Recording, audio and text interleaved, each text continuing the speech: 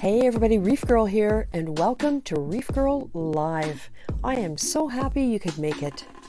The whole idea here is to have some fun, chat, get some questions answered, maybe show off what you're doing, and get to know each other a little bit better. So sit back, relax, grab a drink. The stream is about to begin. Well, good evening, Saturday night, and here we are again.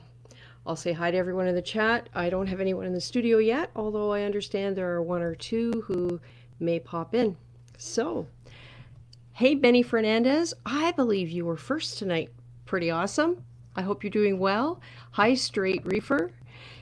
Click Clacks Reef. What's going on, Click Clacks? Nice to see you here.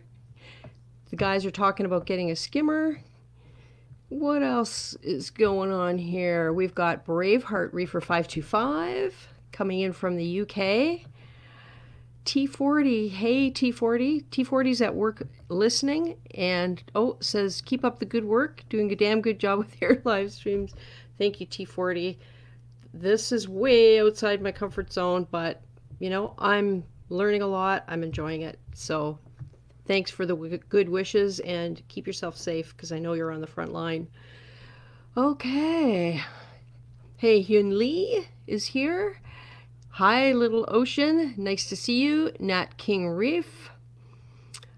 Who else has popped in? Oh, there's Camaro Kid. Chase V. How's it going, Chase? Hi, Johnny Martinez. Nice to see you again. I feel like I missed a few people because the chat popped down. Let me just quickly check. Gotta say hi to everybody who's been in here waiting. Oh, there's Chi-Town Reefer. I knew I missed somebody. How you doing, Chi-Town? Let's see.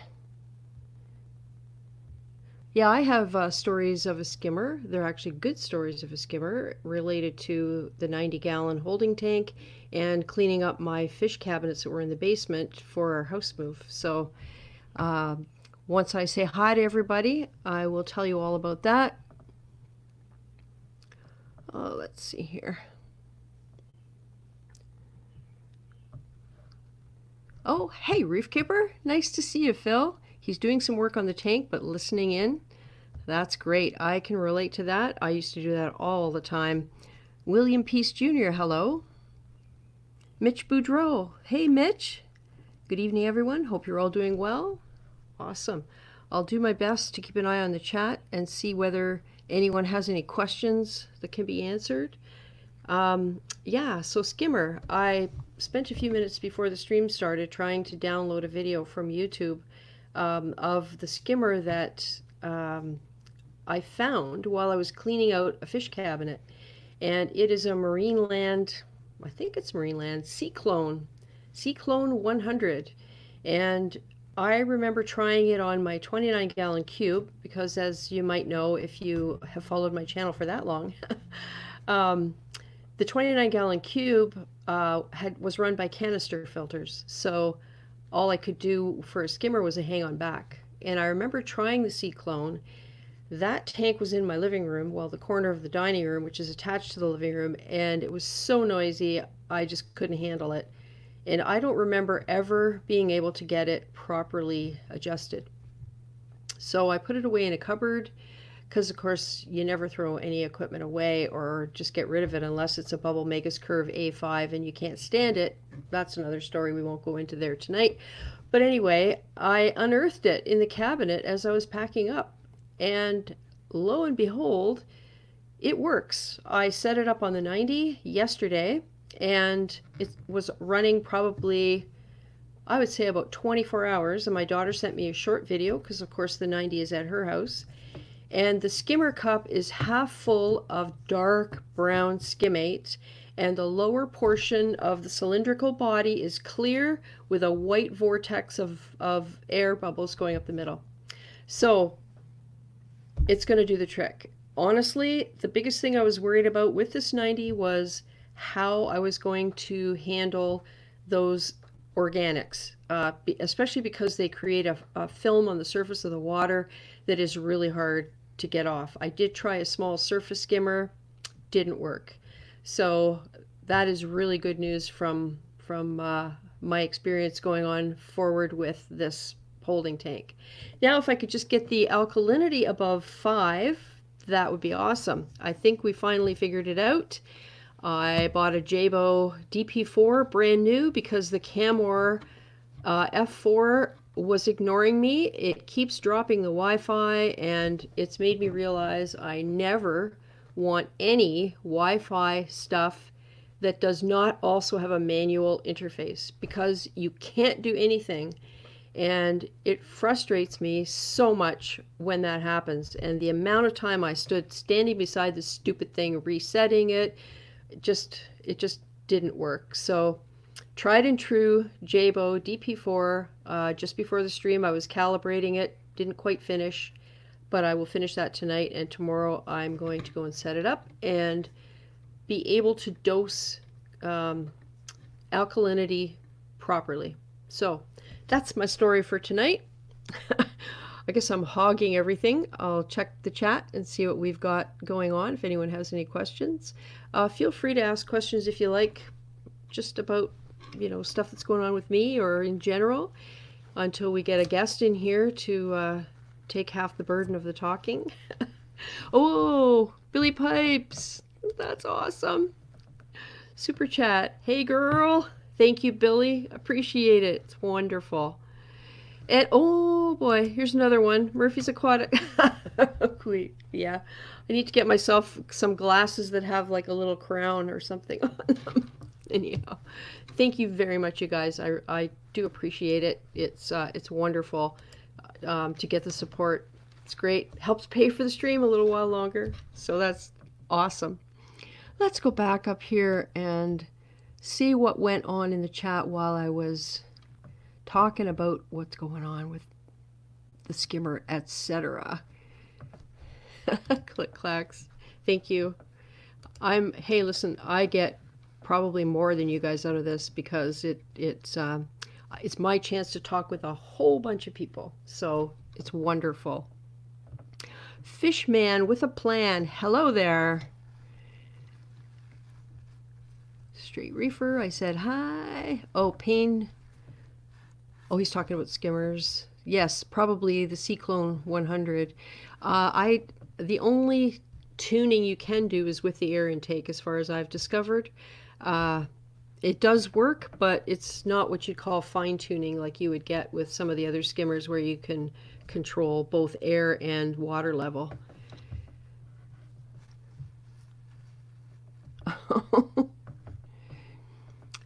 All right, Camaro Kid.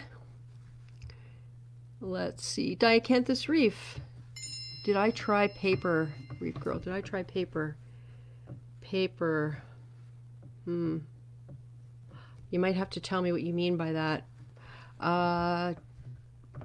Bluetooth. Hey, Waleed Reef. Nice to see you here.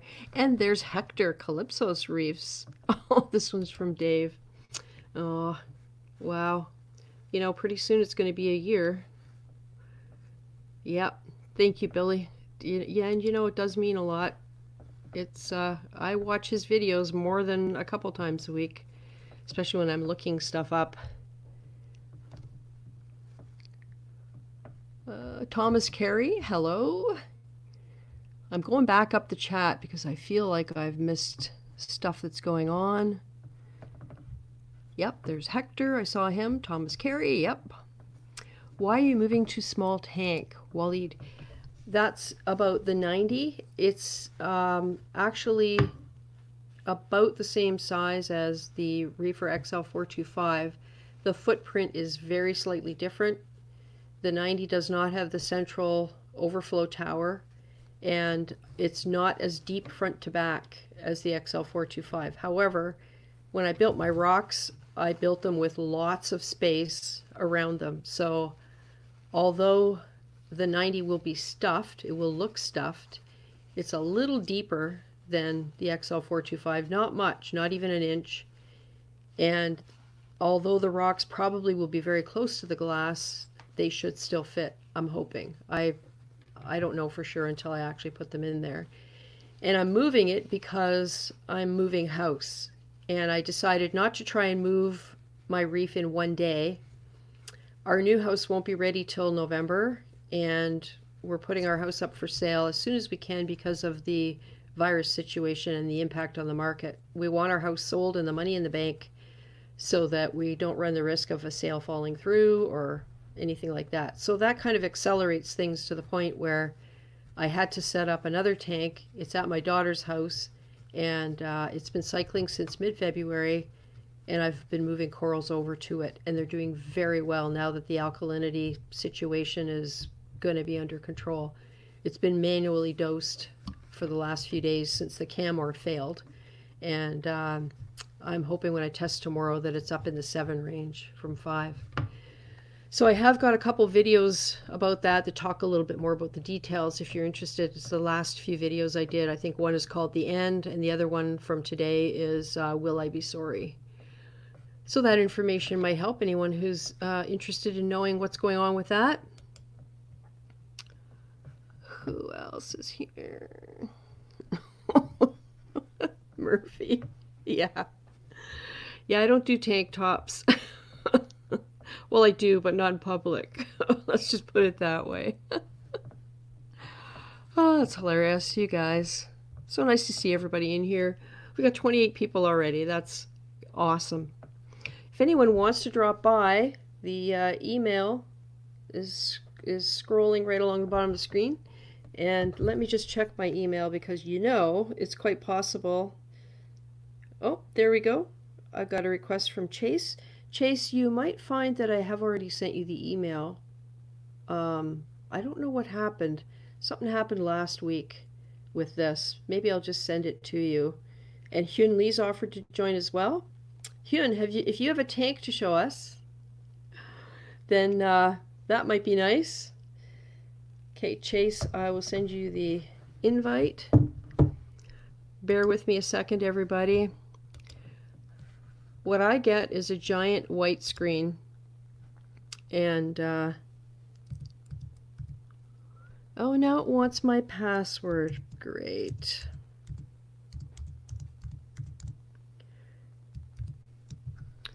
I hope I got the right one, and I did. All right. Okay, Chase, so your invitation is coming. It's coming from my personal email, and the other one would have come from the ReefGrrl email. So I have a giant white screen. I can't see you guys at all until it disappears. Can't see the chat.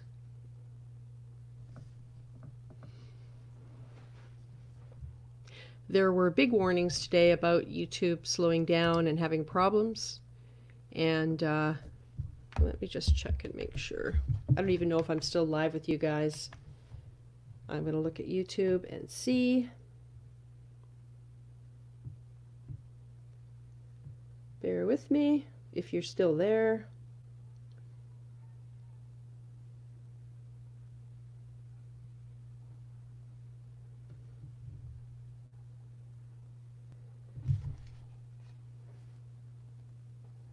Live now. Yep, it says live now. So I'm not sure why I am not getting... There we go. Okay. Apologies for that. That's never happened before, but hopefully it'll never happen again. Okay, back up in the chat.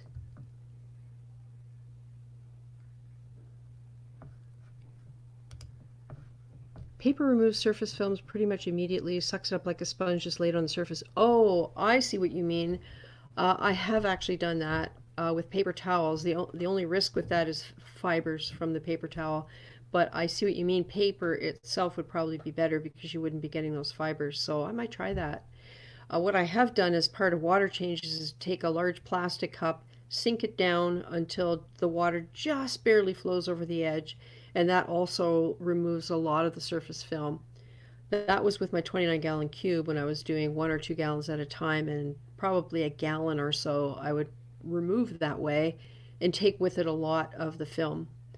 However, with the 90, I've been doing 8 to 10 gallons of water change at a time, and the surface film has been evident. But thank you. I'm going to try that next time I go there. I'll check it out and see what it's looking like with this skimmer running. Awesome. Hi, Mermaid's Reef. We have the salty reef here. Let's see who else. This is with non-bleached paper towels, not printer paper. Yeah.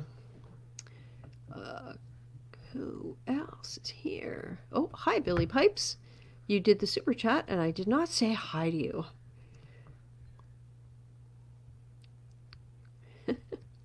Everyone chatting away.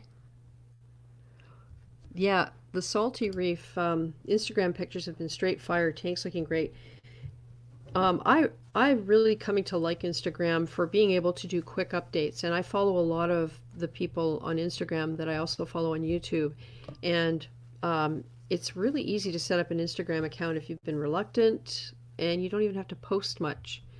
So Murphy's Aquatics, if you follow him on Instagram, you'll see a lot of really beautiful stuff from his tanks that's going on right now. Hi, JV Gwaltney. I could show mine, but it would be under the category of how not to do things. Oh, I've been in that category many a time, let me tell you. Oh, Johnny Martinez, thank you very much. That's awesome. I really appreciate that. It's, I don't know, it feels nice. It's one of those things. Click clacks, click clacks. Oh, I think we've got everybody. Let's see if we got any more emails for people to come in. Let me just make sure I sent to the correct email to Chase. Yep. All right, Hyun, if you have a tank, still here. Let's just see. Oh, thanks, Hyun. Yeah, I didn't know whether I lost you guys or not temporarily. All right. Yeah, Hyun, I remember you as aquarium activist. Cool. Oh, Chase got it too. Let's just see here.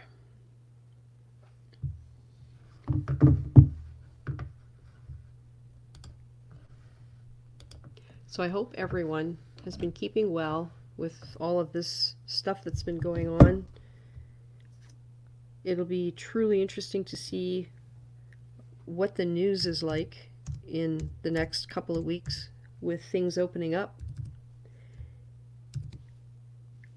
I know here in Canada it's going very slow. They opened up public outdoor facilities for this long weekend, and we'll have to see how that goes, whether we end up with a whole bunch more cases. The numbers have been reasonably low, but everybody's nervous about it. Oh, there's Broke Reef Man. Hello, Broke Reef Man.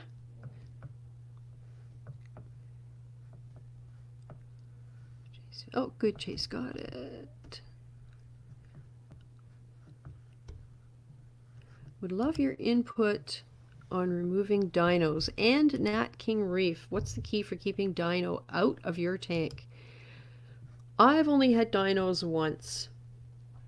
What I've learned since then is there are a couple of different types. I can tell you Fish of Hex has a service where I don't know how much it costs. You order it. He sends you an envelope with a vial for a sample.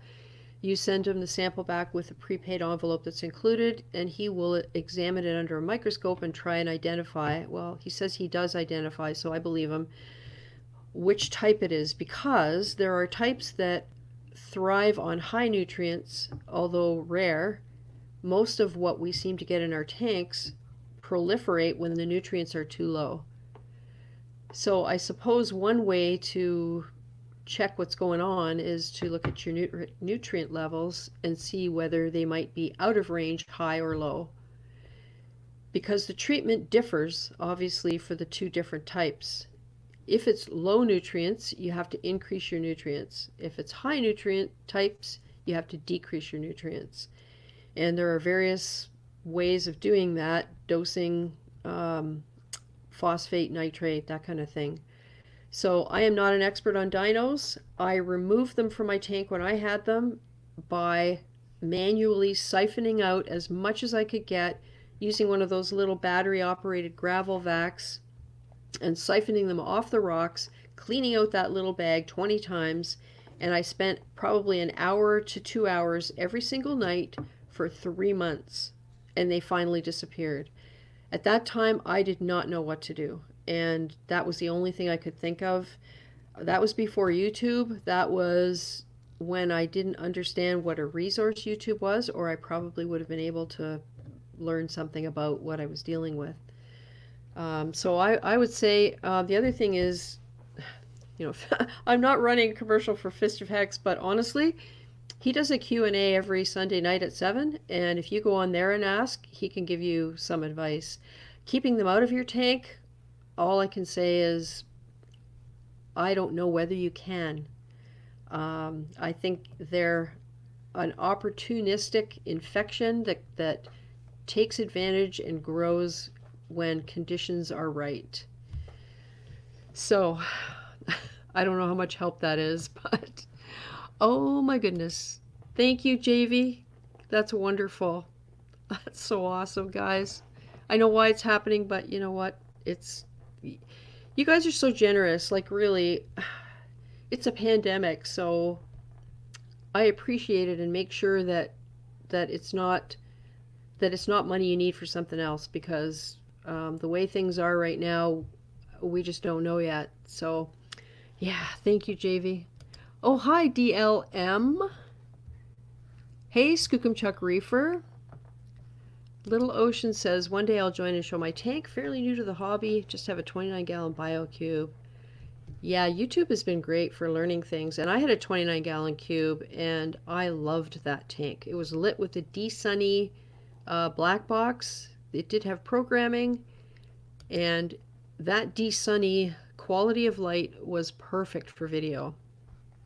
All right, I'm just going to go through a few more. Oh, thank you, Camaro Kid.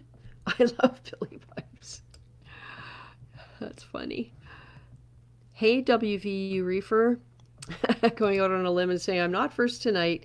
No, we're up to 35 people. That's awesome. Sukumchuk, what kind of zoanthids are those behind you? They're called pinwheel zoanthids. I've also heard them called hippie zoanthids. And they're in Mollywood. And I love them. They're very prolific. You have to be careful where you put them because they do spread very fast and take over. Let's see here. I think that's everything for the moment. And I've got 3 guests. I've got Hyun Lee, Chase V, and the new planted that I don't recognize, but I will see who that is. Hey Chase, what's going on? Hey, not much, Cindy. How are you doing? Pretty good. Hanging in there. Yeah, likewise. Yep. And here's Hyun. Hey Hyun. Oh, we've got an icon. That's nice. And then the new planted reef. Ooh. This is looking interesting. Cool. So who wants to go first? What's happening? Chase, you were in first. What's happening with your tank these days? I remember your plumbing miracles in the basement, your engineered solution to joining your tanks together. Yeah, I'll give you guys a quick shot of that. I see Hyun says the new planted reef is his phone. That's cool. I'm liking the macroalgae. So the plumbing's holding up, but it is a short-term thing. I can already see it's been up for probably a month now, or yeah, probably about a month, and I can already see problems with the soft tubing, the way I kind of just have it lackadaisically ran. Right. So just if it was going to be more permanent, you know, I would use braided tubing probably instead of this black vinyl, and do some brackets and stuff to keep it where I want it. But otherwise, the tanks are doing good. Why don't we let the other guys? I'll prep some stuff, and maybe we can do some tank shots, and I'll talk about it in a little bit. Sounds good. We also have someone else in the waiting room, Murphy's Aquatics. Haven't seen Pat for a while, so I'm going to bring him in now too. Hey, Pat. Going on? How are you? Good. Am I coming through clear? Yep. I know last time I was having problems last time, so. Oh, yeah. How's everybody doing? I finally found headphones that that work. Yeah. And it makes a big difference rather than the earbuds. Oh, yeah. Nice. I always had to use them because I had ear problems, you know, so I could never stick earbuds in my ear that much. So. Yeah. Well, they don't fit me well, so I think there's a lot of escape noise that was hitting the microphone. I don't know. Yeah. Oh, JV says his Trident was back ordered again. Yeah, I was wondering about all of that. I listened to a podcast from Reef News Network. If anybody has come across them before, really interesting stuff and great to listen to while you're doing other things and there aren't any live streams or anything else you want to listen to. And they had MetroCat on there in an interview from late March. And I listened to it a couple days ago, and it was really interesting looking at the perspective at the beginning of the lockdown or a couple weeks in versus where we are now. And one of the things was the whole supply chain thing and how it would be interesting to see what would happen with stocks of equipment because people were still buying. And it was just a matter of finding retailers that had stock because they're unable to reorder in a lot of cases. So it's pretty interesting. Yeah.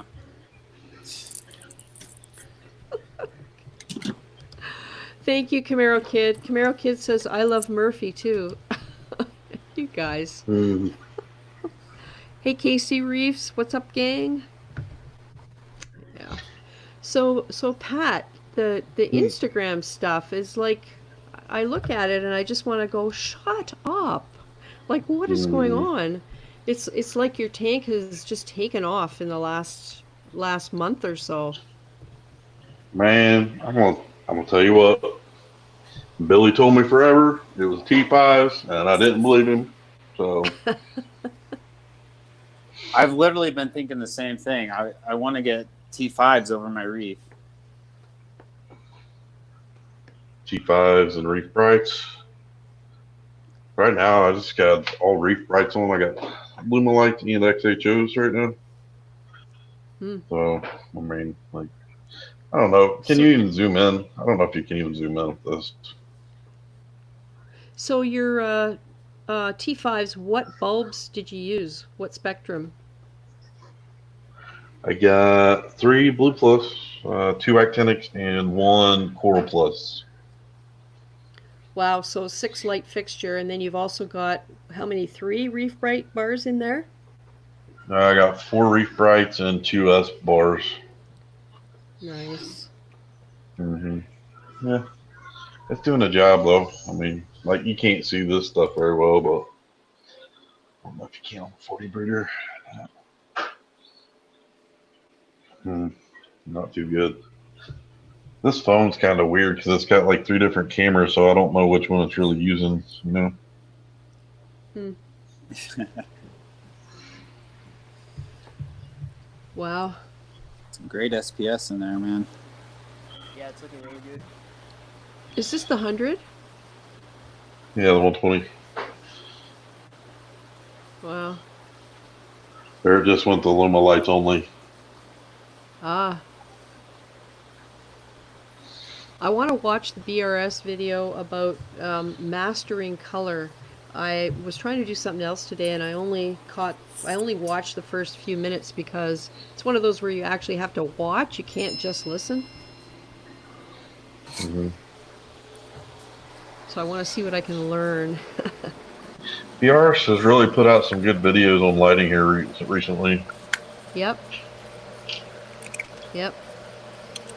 Like Yep. they were showing.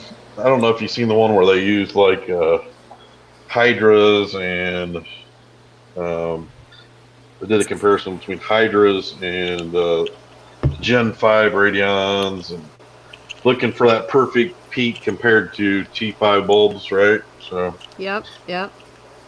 And then the only way they could get any of them to get almost to that full UV spectrum was by putting reef brights on them. I wonder how long it's going to be before they do crack the UV spectrum without. Well, I always get confused. I know there's UV A, B, and C, and Yeah. I think is it C that is actually dangerous? I don't know for sure. I can't remember. I did a lot of Well, research on that when I was getting my UV sterilizer, but I can't remember all the specifics on that. Yeah, I think it's UVC that's the oxidizer, and of course you shouldn't look at it, because I think that's the other aspect of it. If we're going to start to get near UV, you have to be pretty careful, especially not let kids look at it. Yeah. Yeah, definitely. Hey, follow up on my UV unit.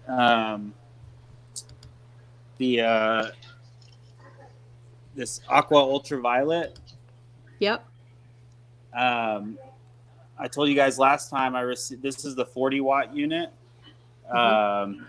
And when I received it, everything was great except this bulkhead here that they glue was leaking. The white and the black part they glue together, the manufacturer, and that was leaking. Yep, I remember. And I emailed the company, or I actually called them on the phone, and she said, email me pictures of the leak, and we'll see what's going on.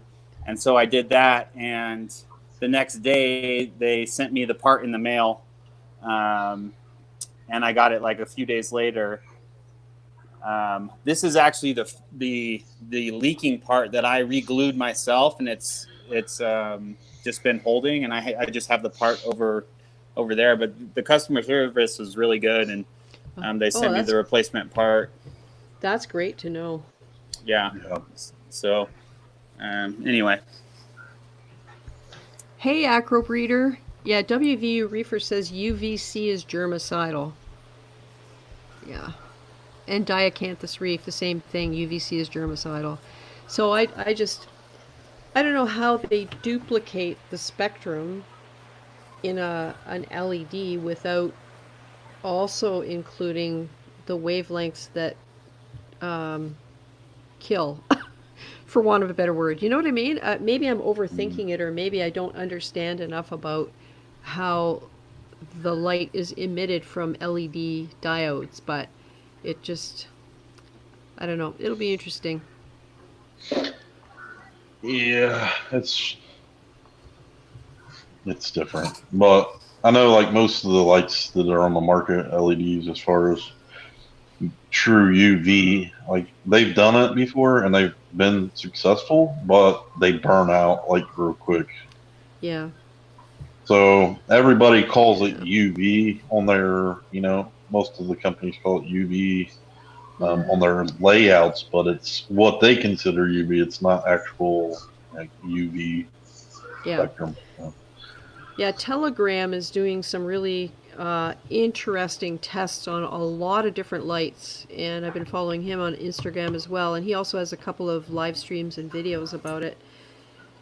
And he has he has access to a spectrometer, and he has measured the output and put the graphs up of the spectrums on his Instagram account. It's really interesting, and a lot of them seem to start around 410.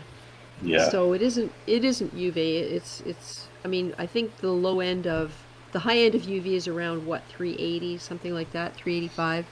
Yeah, 385 somewhere in there. So I guess the reason it makes a difference, the reason I'm interested in it, is that UV matters to coral growth.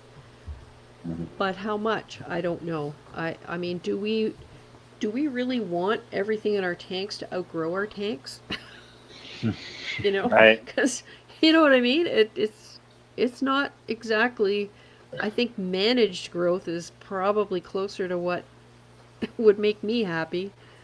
Well, did you guys see Amro's video? I think that was kind of his point. Yeah, yeah. This aquascape because of his growth. Yeah. Yeah. Hey, aqua Yeah. breeder. You know Oh, something else I've done recently. I don't even use my protein skimmer that much anymore. Is that right? Yeah. So your nutrients were dropping? yeah, mine's off right now. Yeah, I would have like zero nitrates all the time. So I started dosing that, and I run my protein skimmer without the cup on it just to oxidize, for air exchange in the sump. But Mm-hmm. um, I do run it like maybe 8 hours on Wednesday just to collect any leftover poo in the water. Sure. Yeah, yeah, exactly. You don't want to see chunks floating around. But ever since that, I've been steadily, my nitrates have been at like 16, so I'm happy with that. Yep. Yeah, see, I have never had low nitrate ever, or phosphate, super low. Only the phosphate only when I was managing it using the Elimifos, and I can't relate. I just no matter what I do, maybe it's because I don't vacuum my sand. I stir it up a lot, but it just seems like I've never run a low nutrient tank. I've never run into that problem. Well, see, I've never cleaned my sand bed, and I've always had zero nitrate. So, So so if you got low nutrients, you must have exactly the right balance of stuff that consumes it. Like yeah, the well, Yeah. I started like I wanted nitrate, so I started off. I started off by taking out all my ceramic media, which was right. about 3 gallons worth. Took that out. That was step one. I didn't seem to get any nitrates after that. So I took my Chato out. Still didn't get any nitrates, so I quit skimming. Hmm. And Yeah. voila.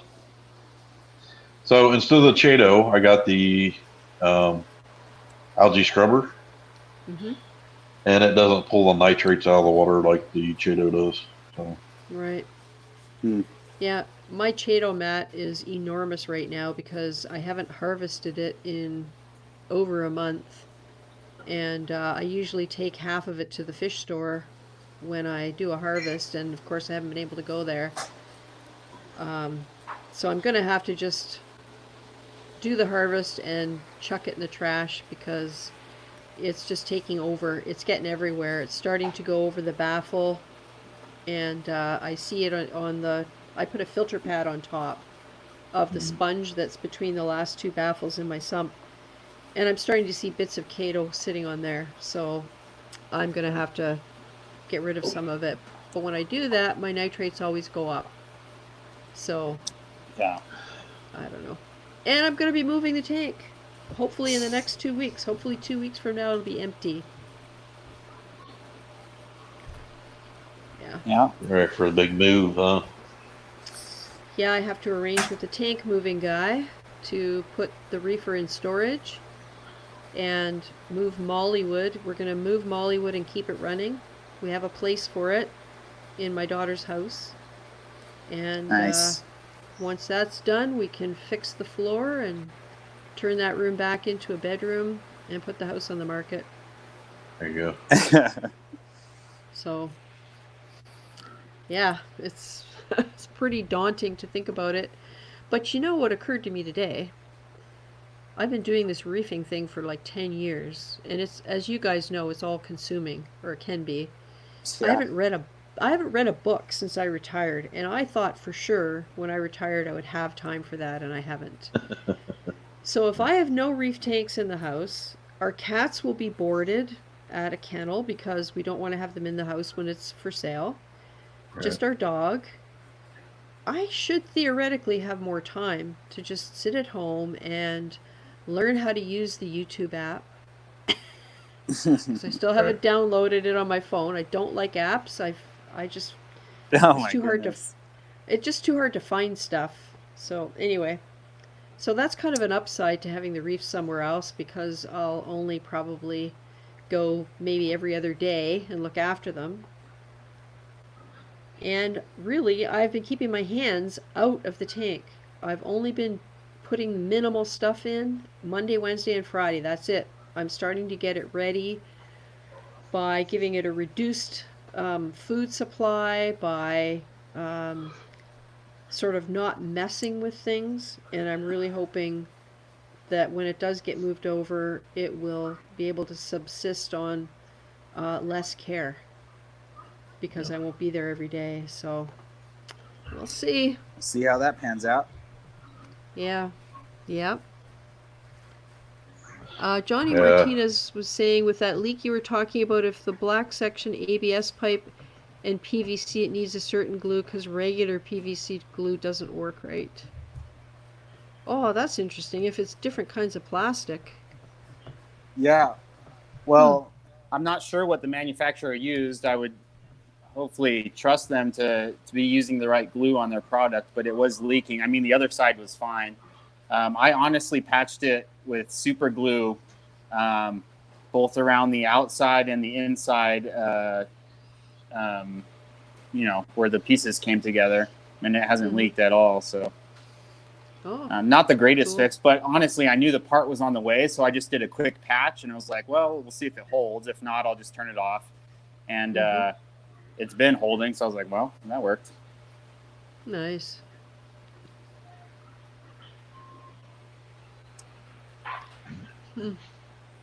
So, obviously, Pat, you've still been able to buy corals online and get them shipped, or have you been trading with people, or how's that all working?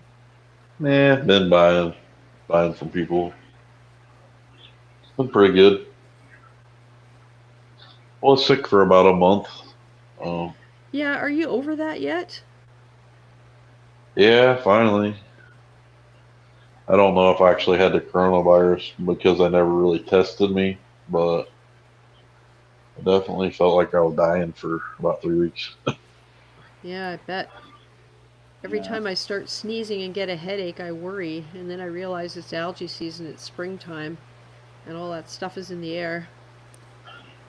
Mine, I like got to work on a Monday and like I couldn't breathe, like I was real short on breath, and I was starting to get lightheaded, and like the next day, it felt like I had bricks stuck in my ribs and my lungs, and I felt better. I felt better after a couple days, and then it would come back a few days later.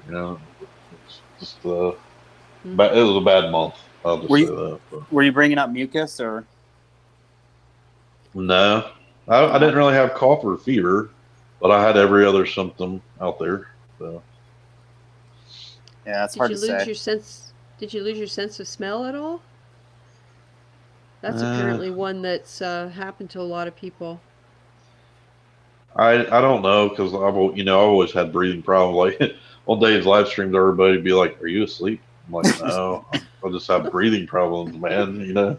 Yeah. Like we was talking about. I was talking to Carlos the other night. He's like, "Remember when you used to fall asleep on Dave's live streams all the time?" I was like, "Man, I was never asleep. I was just sitting down." I remember that. That's funny. Yeah. Yeah, my daughter has a sinus thing, and if she gets surgery for it, she can, but there's a high risk that she'll have a permanent whistle in her breathing if it doesn't go perfectly. And of course, they won't know until they start it. So she lives with that problem, and when she was younger, she used to get sick every spring because of pollen, and she was premature, so it's the lungs that suffered for it. So this virus thing, it's almost like it hides in other things. So it sort of gets brushed off as something different until it takes hold, and then by then it's serious. Yeah, since my dad's a doctor, he's been working with a lot of coronavirus patients, and we haven't been able to see him, and like we all have to get tested now. It's Oh, stressful. jeez. Yeah, I bet. And how's he doing? he's doing fine, but like he's become really paranoid because of like all the people he's seen pass away, and like a lot of our family friends are getting coronavirus, and so he's getting like super scared. Yeah, I don't know. And so it's you're, tough time. what state do you live in? Are you guys I live opening in- up I yet? live in Virginia. No, Virginia. it's probably not gonna happen anytime soon. But a lot of states have like said that they're gonna be another like 3 months. But they did say that if they do open up, it's gonna be like everyone has to wear a mask, and all the shops that are still open, you have to wear a mask to go into. So Yeah. I think Yeah, they shut down like the self-serve drink fountains and stuff at gas stations for a while, and then they opened them back up here. So I don't know. Yeah. Oh, who we got here? Robert Poorman. Hello, Robert. And Jessica J. Nice to see you. Oh, here we go. Here's a question. Hey guys, I noticed after dosing Live Rock Enhance, my magnesium rose from 1320 to 1500. Any thoughts? You guys are awesome. I have not used that product. What about you guys? Someone was I've in used- here who said they used it. I use it every once in a while. Yeah, It is same. reef enhanced and live rock enhanced, but I don't test the magnesium that often because I got the calcium reactor, so Mhm. I don't really know what my numbers are. I know they're always stable when I do check them. So Yeah, I use it. I test my mag. I haven't seen any correlation there, but yeah, I don't have a strong opinion to offer there. Yeah, whenever it seems like whenever we hear this thing about high magnesium lately, it's possible it's related to salt mix Yeah, because some of the salt mixes are known to have very high magnesium. So, Robert, I would say if you're not dosing magnesium as a separate thing, maybe check a batch of your salt water from your salt mix and see what the levels are in there. I guess that also depends on your water change schedule, whether you do regular water changes. But oh, we Yeah. lost Pat for a moment. yeah, I saw him drop out. Yeah, that's where my high mag. I was having mag 1700, and as soon as I switched salts, I was getting normal levels, and I was having to dose again. Oh, there he is. Yeah, and someone's also saying, Diacanthus says, I'm assuming you've done a retest. Yes. That's always the first thing. If you get an unexpected result, check your expiry dates, check with a different type of test method. I don't know about magnesium though. It's not one that Hannah does. I'm guessing if you had Salifert, Elos, Nios, Red Sea, I always keep other types of tests on hand for exactly that reason. I've noticed one time I noticed that my magnesium was going up. It was actually the amino acids that I were using at that time. I believe they were magnesium based. So Yeah. Yeah, that kind of is like what we were talking about last week, which is dosing the same thing with 4 different products without realizing it and then wondering why it's jumped up so high. right. It seems like every additive's got nickel or chromium or something, Yeah. some kind of heavy metal or whatnot in it. So Or there's a product that comes out to, let's say, address calcium, and as a bonus, it also addresses magnesium. But you don't know that unless you actually read the instructions, which like a lot of people don't. I mean, I always try and read the technical background when it's supplied on the product. Brightwell does a really good job of that, discussing, what the product is about and why you should use it and all that kind of stuff. And I just really think we overdose a lot of things unknowingly, unintentionally, because of that. yeah, I think a lot of us overdose and overskim. Like a lot of people, we're all into the thing of, oh man, I gotta have the biggest and best protein skimmer that I can afford. And realistically, you probably don't need a big skimmer. Like, you probably should use one that's underrated for your tank. Yeah, because the old thinking was to eliminate excess nutrients, but now there's a realization that no, you actually need some. So it's a whole new way of Yeah. thinking. Stuff just works better now. I remember the first skimmer I had was, looking back, it was just a piece of junk. Like, it didn't pull anything out. I thought it was the coolest thing when I got it, but I mean, compared to the one I have today, it's just night and day. Oh yeah. I fought getting a skimmer for probably the first 4 years I had a reef tank because I didn't think I needed it.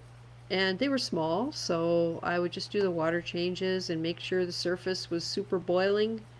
And until I got the 29 cube and started seeing this film on the water all the time.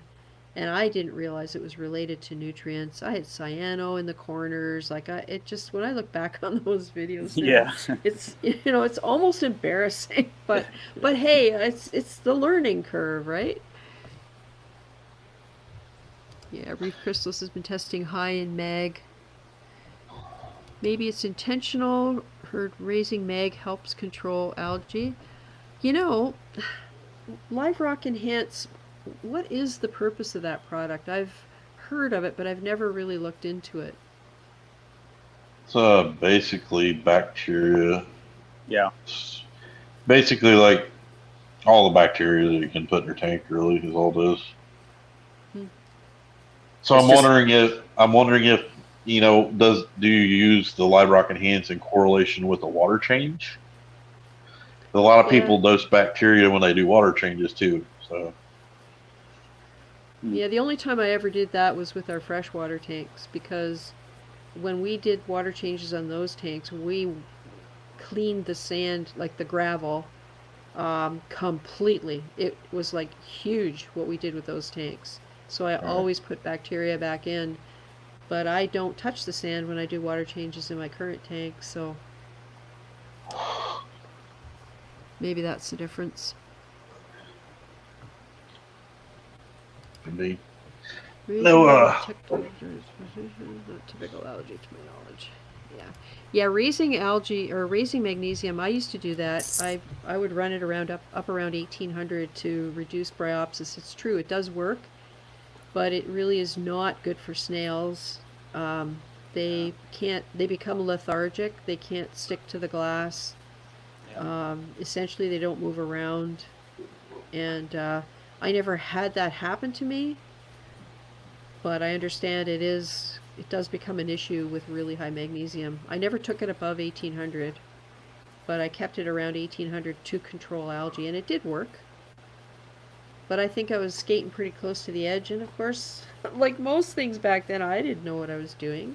I went on the forums, I went on Wet Web Media, I would read all this stuff. A lot of it was conflicting.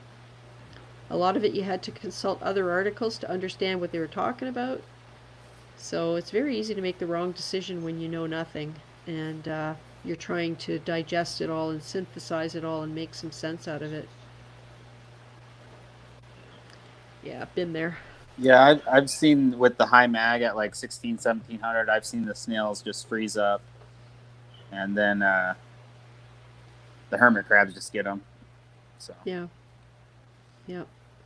My clownfish attack my turbo snails, and even though my turbo snails are like the size of hamsters, they can still knock them off the glass when they're down in their territory. Wow. And I often find them upside down.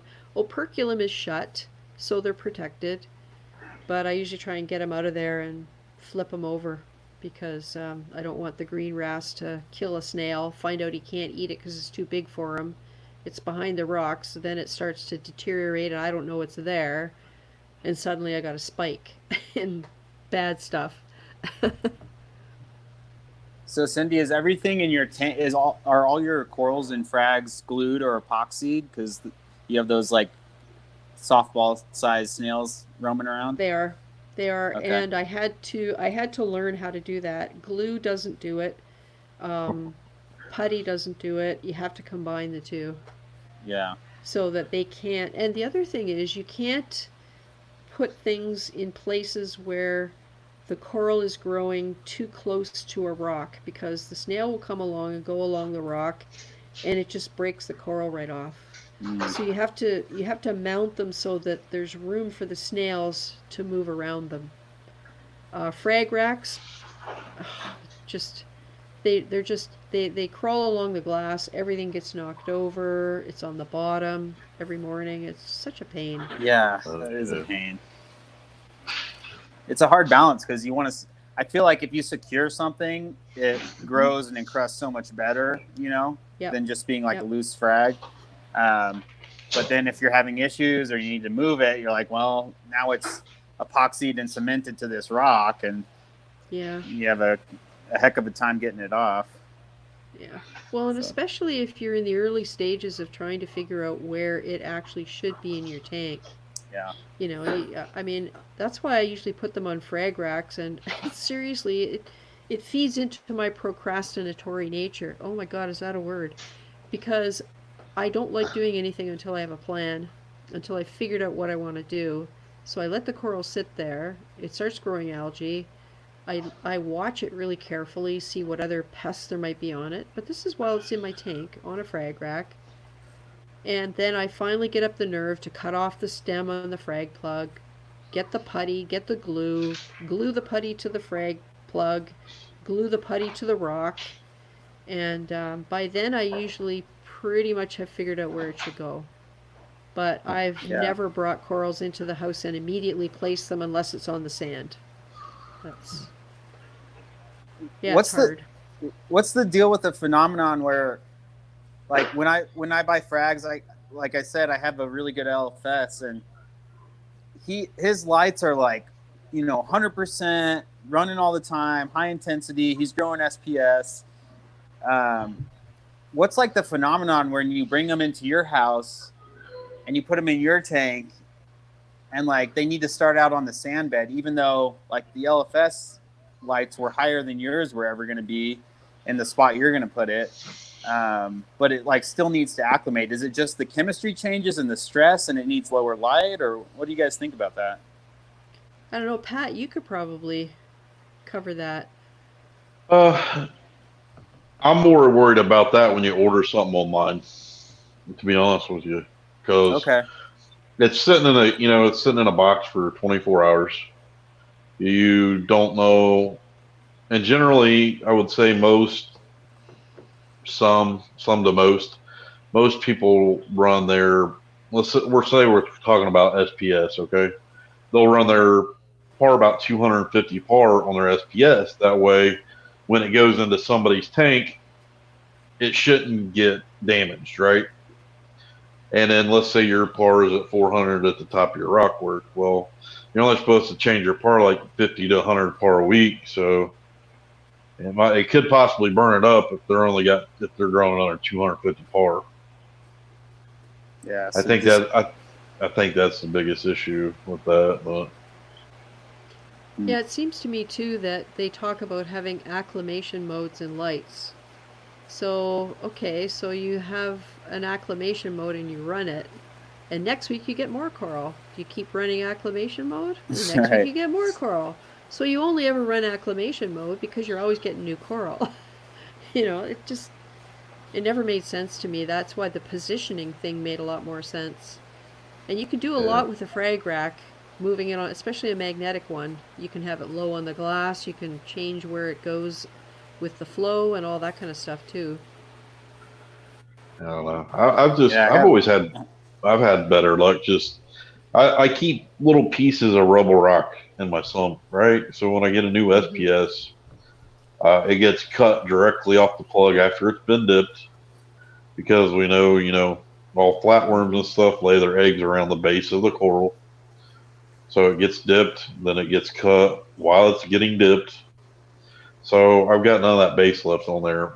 And they seem to encrust a heck of a lot faster once they touch that rock that's already got the biofilm and bacteria on it and stuff like that. And I usually just place it right in the, whatever lighting they're going into. I'm pretty successful with that. So Yeah. Oh, no kidding. That's an understatement, Pat. Oh, more people. Method. Hey, Method. Bryant Carr is here. What's up, Method? Whoop, whoop. Have you guys used these frag racks? Refract. Yes, is that from Innovative Marine? I'm honestly not sure of the company that makes them, but they're the ones that kind of look like rocks, you know? Oh, those. No, I haven't used those. Yeah. Sorry, the picture's They're not cool. better, but They're cool. they look good on the back side of the tank, but I just have them up here because I want them to get a little more light. But Yep. Yep. Oh, Reefkeeper, taking a break from the tank. I see Murphy's Aquatics. What's up, Pat? Long time, buddy. Hi, everyone. Back to some par testing. What's going on, bud? Yeah, sorry I've been like a stranger to YouTube, but just quite frankly, I'm burnt out. I've been going through that deal too. Burnt out with YouTube, man. I like Instagram's so much easier for me. It is easier. Yeah, I've been making a lot less videos since doing the live streams because there is preparation for the live streams, but it's not extensive. It's not hard to do. But I just feel like it's a mental thing. And I have probably 4 or 5 videos assembled and waiting for editing. But with all of the stuff going on with the new house and having to go back and forth to my daughter's a couple times a week and just everything. And I hate to say it, but I'm getting older. And I used to do most of my stuff at night after supper, and I'm tired by the time 8 o'clock, 9 o'clock rolls around. Like, I just want to sit down, Yeah. And that surprises me more than anything because I was always a night person. Well, I am a night person, but that's when my energy was the highest. Certainly not in the morning. And now it's just like, oh man, by the time it reaches that point, it's like you hit a wall. And so that affects productivity, Yep. Well, I figured I'd stop by and say hi since I'm actually got a signal today. So. Yay. I'm glad you did. It's nice to see the tank. Nice to see everything going well. yeah. Thanks. Yeah. And so you've been working during the quarantine, other than when you were sick? Yeah. Yep. Yeah. So your job was still going, but you got sick. Yeah. Yeah. We make food boxes and stuff, so. Yeah. Productions went up quite a bit. Everybody wants their boxes now, so. Very true. Which I don't understand that. Like, it's like people didn't eat, wash their hands, or wipe their butts before this happened, but now everybody decided to do it. I know. Yeah, no kidding. Or they want to make sure they can do it for the next 5 years, living off stuff in their basement.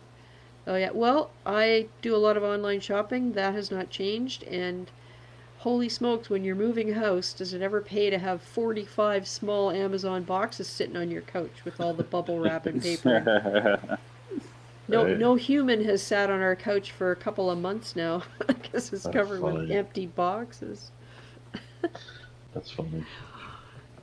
Hey John, Blue Carbon Reefing. What's up, Blue? Nice to see you. Yeah, so I'm gonna take off. It was nice talking to you guys. Thanks for coming in. Yeah, Pat. likewise.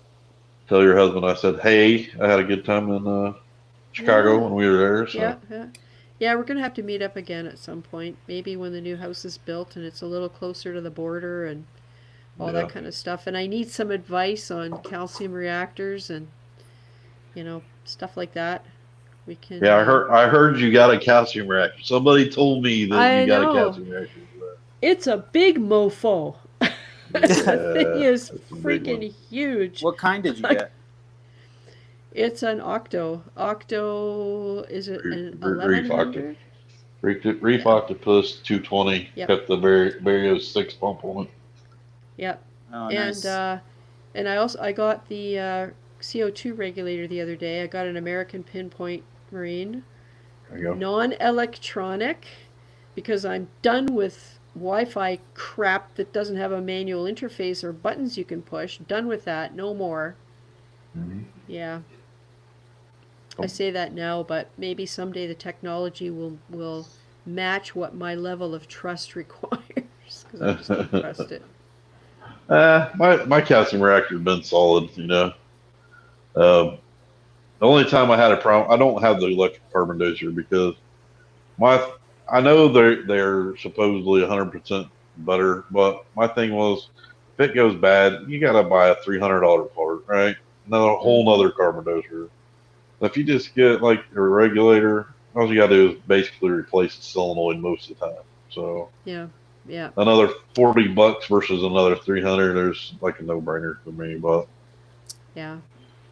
I think the only thing I need is the feed pump, which I'll probably go with a Versa just based on what I've heard, and also the canister for CO2, and I don't know. I think that'll be all the pieces. It'll just be a matter of figuring out how it all works with the. Oh, I need a pH probe too.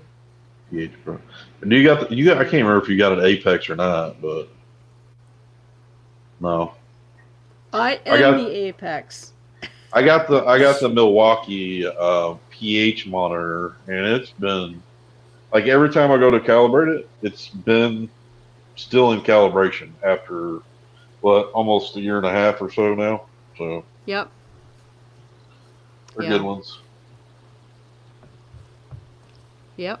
So we'll see. I'm looking forward to it. We we signed off on the engineer drawings for the support for the tank, and they're actually building 2 walls in the basement on concrete footings that are going to go 24 inches into the ground, and they're going to be load-bearing walls, 6.5 or 6 feet apart because the tank's going to be 6 by 4. And yeah, so it's that part of it is done. So it's been engineered and designed so there will be no micro movement in the floor. That's what we're aiming for. Are you just gonna have it floating in midair, like nothing underneath of it? Yeah, we've got the super high powered hydrofoil set up to suck air from the outside. It'll probably pull the neighbor's house wall down with it. No. I'm going to try and get an aluminum T-slot stand, and the quote that I got did include that. I have to refine the details of the design yet. The only reason I was getting the quote was to give the specs to the engineer to design the support for it. Yeah. So I haven't actually gone through and figured out, the drains, the return, the overflow, all that kind of stuff, or the stand, because I also want to incorporate a walkway on the stand. It's going to be 36 inches high. The tank will probably be 22 or 23 deep. I don't think it'll be 24 because I can't reach the bottom. And I want to have a walkway that goes around it because, 4 by 6 feet, I'm going to be constantly moving ladders. I want to be able to lean over and reach right into the middle, which is going to be tricky. I want to see some tank. Sorry? I was going to say, I want to see some tank maintenance videos once you have that all set up. Oh, yeah. Yeah, me hanging on a some sort of a harness from the ceiling, leaning over into the tank with my snorkel mask on just in case I lose my balance. Yeah, it's going to be fun. I think I have to. Is it going to be rimless or Euro braced? It's going to be Euro braced, bottom and top, and coast to coast overflow external, which they recommended because with a Euro brace, they can't do an internal overflow with a Euro brace because you can't get access to that space. The brace gets in the way, so they recommend external with a cover on it. Well, I've designed those before, and I'm not going to say whose tank I designed it on, but they know, and I didn't get credit for it, so whatever. We'll talk. You can give me some advice because I'm in need of advice. I have just a vague idea of some of the details. I think it's only going to be 1/2-inch glass on the sides, 3/4 on the bottom. It's going to be low iron on the 3 sides. And cool. Yeah, so we'll start with that. So you gonna your lights are just going to be above it, right? Like no canopy or anything. No, we are going to have a canopy actually. And it's going to be something a little different than most people have seen. All right, cool. So I'm going to sort of keep that under my hat a little bit, but there will be, I guess it'll be more like a valance than a canopy. And I'm probably going to go with Orfec lighting. There you I think on a stream last week or the week before I said the Atlantic V5, which doesn't exist except obviously in my mistaken head.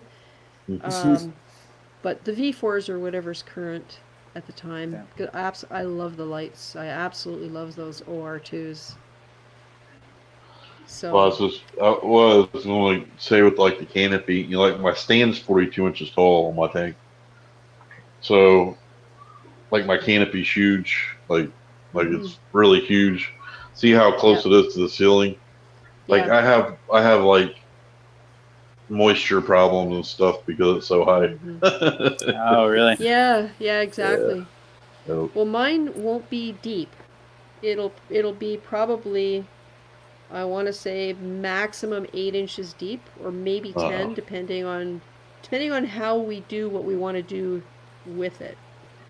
And it'll just be on 3 sides.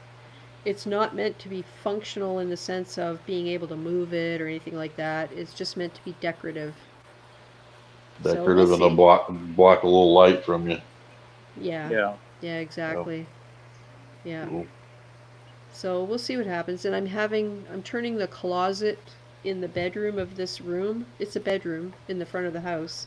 I'm turning it into an alcove instead of a closet, and they're putting plumbing in for a sink. So I'm going to have a sink right in the room. Nice. Which, you know, my husband said he's really going to enjoy not finding the skimmer cup all gunky in the kitchen sink when I take it off at night, because I was too tired and I didn't clean it before I went to bed. So I will have a sink in there. But of course the skimmer's going to be in the basement, so it'll just be stuff like power heads and stuff like that. Yeah.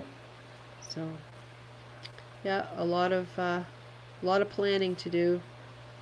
A lot of planning. Yeah. I might need advice on a sump too. Anyway. Cool. Yeah, I'm gonna hop off here, but I want to see somebody else in here. New. Come on, people. Don't be afraid. Yep. Yeah. Don't be afraid. Yeah. It's not scary. I don't think. Nah.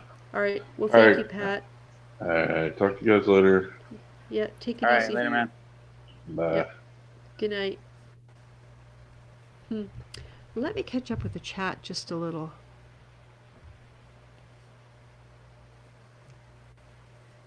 There is Blue Carbon Reefing. I think I said hi. Talking to Diacanthus.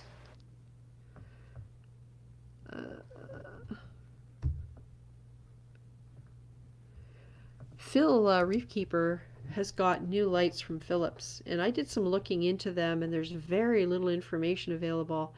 So I'm super interested in seeing what happens with these lights. Reefkeeper, if you don't know already, has a world-class tank. It's amazing, and it's a big step, I think, to change lighting on something that's established like that. So I'm really looking forward to seeing how that actually carries on, because the lights do look really promising, just from the little bit I was able to find out or see, Phil, from your posts on Instagram. Okay. What else we got here? Oh, Chase V. He says, nice colors, Chase. I think this is a Thank few you, minutes. guys. Yep. Bryant Carr. Oh, Bryant says stay away from Orfec. Hey, Bryant, if you could send me an email at reefgrrl@gmail.com and outline why you're saying that, I'm always very interested to hear others' experiences. My experience has been very good, and sometimes people have experiences that aren't good for them, and I want to hear about it, because I think the more you know, the better decisions you make. So I'd appreciate that. Yeah. When I don't have any experience with that, with the Orphic light, but you know, the setup of a black box and the Orphic in terms of the LED arrangement is similar, right? And I've always liked the black box in terms of, as opposed to the other ones in terms of just it gives more of a blanket coverage. It's a lower quality light, probably in terms of spectrum, but it has intensity and it has really good coverage. So I've always liked that about it. I was actually just talking about that earlier with somebody, but I feel like the Orphic is like a more perfected version, obviously high quality, but you also get that kind of blanket effect with it. So that's what's appealing about it to me, although, again, I don't have any experience using it personally. Yeah, Bryant is talking about issues. He's outlined a little bit more with customer service and some failures on his V4. Yeah, I'm always interested to hear because, everyone has their own particular things that when they happen, they bug them or they can't recover from, or, certain problems people handle without a problem. Other problems people absolutely hate. And I'm one of those people. Certain kinds of problems just drive me nuts. Like this whole Wi-Fi failure with no manual interface is just, oh.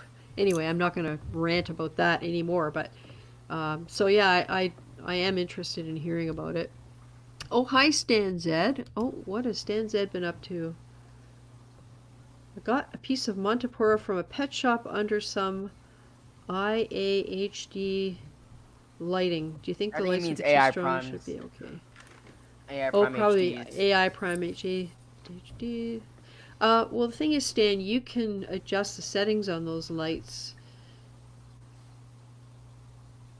I've kept Monty caps and encrusting Monties under them. Yeah, I have an AI Prime in Mollywood, and I do have an Montipora, Starburst Montipora in there that's doing really well. It's an AI Prime HD. Yeah. So, Stan, you have the AI Prime, and you're asking whether the Montipora is going to do okay under him. Oh, yeah. I can't see why not. Yeah. It should be fine. Even if you have it at 100%, I've never had any problems. I even keep them near the top as well. So. Yeah, I think the real low intensity end you might have some issue, but maybe not. But yeah, you certainly can ramp it up. Yeah. Yeah, I think my maximum on, like the picture behind me is Zoanthids in Mollywood, and the maximum intensity is my UV, and it's at about 70%. And I have a single prime over an IM Nouveau 40. So I probably should have 2 or a 26, but it seems to be fine. So. It's a good little light. Yep. Yeah, I think it's definitely probably the best nano LED out there. I think it's great value for money. Oh yeah, definitely. Right. Especially if you find one it always, yeah. It always has been. I got one for over my 20-gallon nano, and that was when they just came out. And at the time, the price was unbeatable, and the quality was amazing.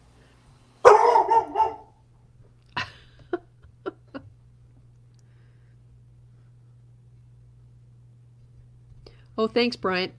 I'll check that out.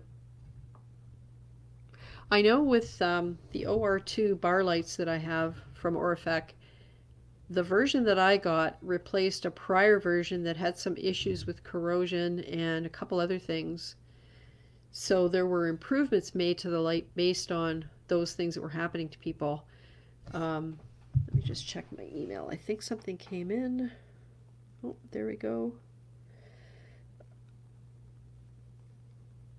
Oh, it's someone requesting a link. All right. I will send that out. Nice. Chuck had asked earlier on, and I missed his email, so excuse me a second while I send that to him.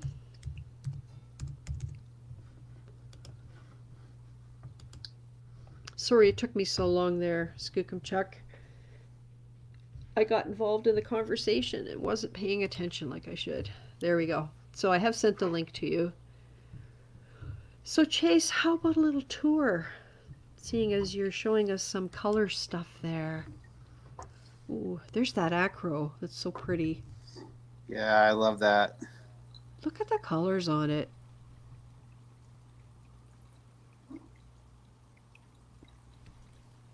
And you don't have a name for it or anything. You just, it's like It is a, I want to say supernova, but that doesn't quite sound quite right. Was this the one that you got when it was not looking too promising at your LFS? Or did you already no, think... it was looking very promising at the LFS. Ah, Then I got it home, in the adjustment period when I got it in my tank, it kind of paled out. It lost all its orange, and but it just took time to adjust. Now it's encrusting, and I got it it was probably a couple inch frag, and now it's probably 4 inches across. nice. You're getting offers in the chat for frags if you have any available. Yeah, I will be fragging it and putting stuff in the frag tank. I only really sell locally though. I unfortunately. But, Yep. And you're in Arizona? New Mexico. New Mexico. Yeah. Yeah. But when I take this tank down, I'll frag all these things just to try to preserve them. But yeah, that's probably my favorite acro. I got another frag rack, kind of has some going on down here.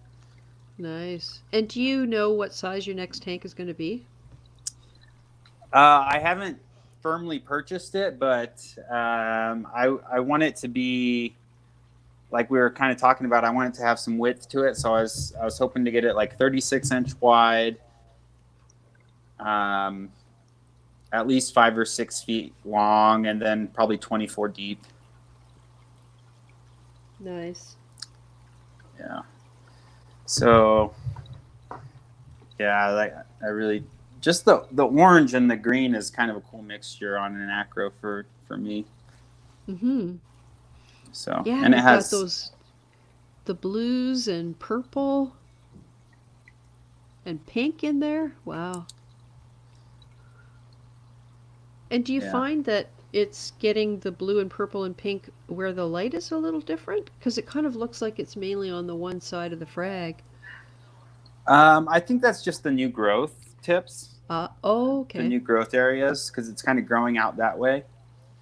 And they just have that other color. I've definitely noticed, like when I go to my LFS, because he has a larger colony of this, and the bottom part of it's starting to get shaded, and it kind of loses it just kind of turns green and loses its color. So I would actually like to put more light over it. I just don't have that set up right now.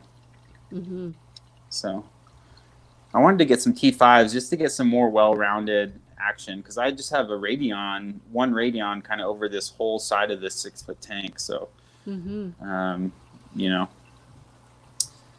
but the whole fill-in thing, whether it's an LED bar or a T5, that fort coat, like sort of side to side, I really noticed a difference in my tank when I started doing that, as opposed to just the AP700 in the middle. When I added 48 inches of light front and back of the AP700, it made a huge difference.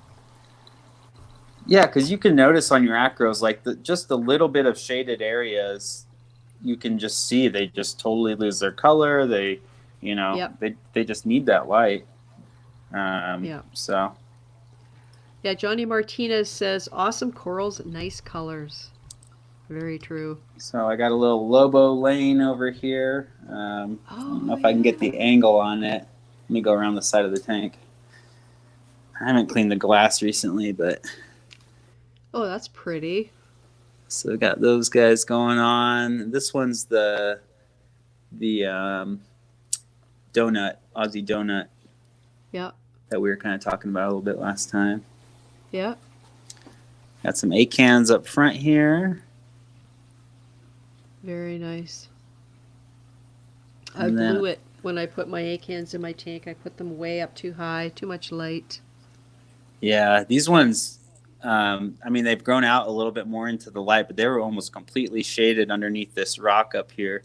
And when I placed them, I was a little worried, and then they kind of just took off. I have this really big, it's bigger than my hand, probably outstretched, tongue coral. I grew it from a 1-inch frag. That is gorgeous. I love those things. Yeah. Yeah, he's massive. Yeah, and he's a coral killer. Like I was saying last time, I've had some corals roll off this rock here into him, Oh, and Right. they're just gone. And he's like, "All right, how are those clams doing? doing pretty good. The Hippopus is here hanging out, and the one I was worried about with the foot, I don't know if you can see it. It's kind of back there. I don't know, the glare. It's hard for me to get a good angle on this. There he is. Kind of right to the left of the pagoda. Yeah, you can see him. You can see his little mantle, kind of. Yeah, he's been opening up during the day more. I mean, he's kind of shutting down a little bit. He hasn't fully opened like just a beautiful clam, but remember I was worried about the foot because it was all messed up when I moved it out of the sand, and he seems to be surviving. I've been dosing the Fido, pretty often, and so.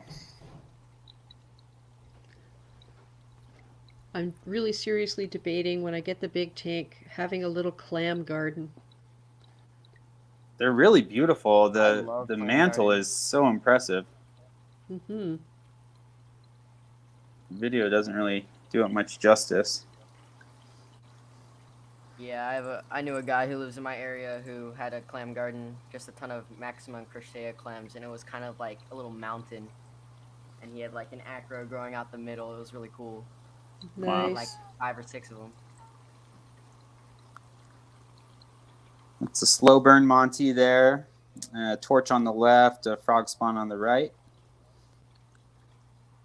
The flow here is actually a little high for that frog spawn, but it's still actually growing. It just doesn't fully extend. I'm going to move it to the frag tank soon.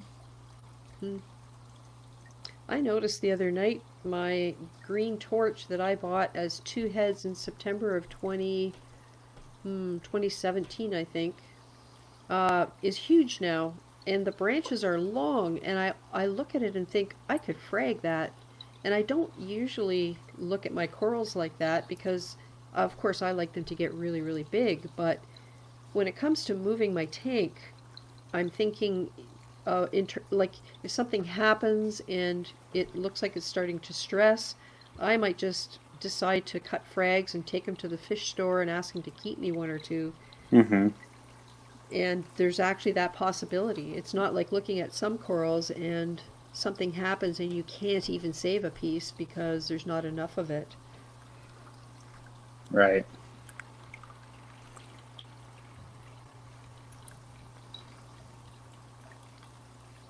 Looking good. Yeah, a couple SPS there. There's a forest fire digi in the bottom left corner there. Couple millies in the middle. That's a tabling acro there on the right.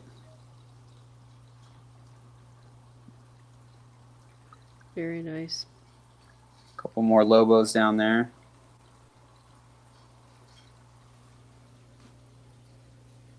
You got quite the nice Lobo collection there. Yeah, lobos are my favorite coral.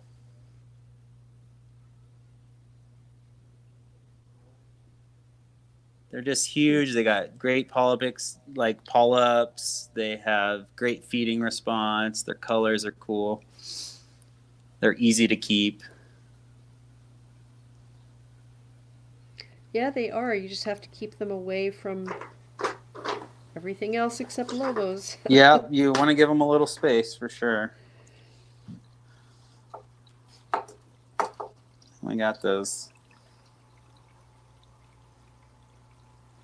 kind of just zoes taking over this area here. So nice. Couple Ghanies So down near the glass there. So does this help you when you get home from work? Nice break from real? Oh yeah. Oh Having yeah. the reef tank? Yeah, I usually come home in the morning and I kind of have a little maintenance routine. So I'll take, I have my filter socks. I change pretty religiously, like every 1 or 2 days, depending on how full they're getting. Mhm.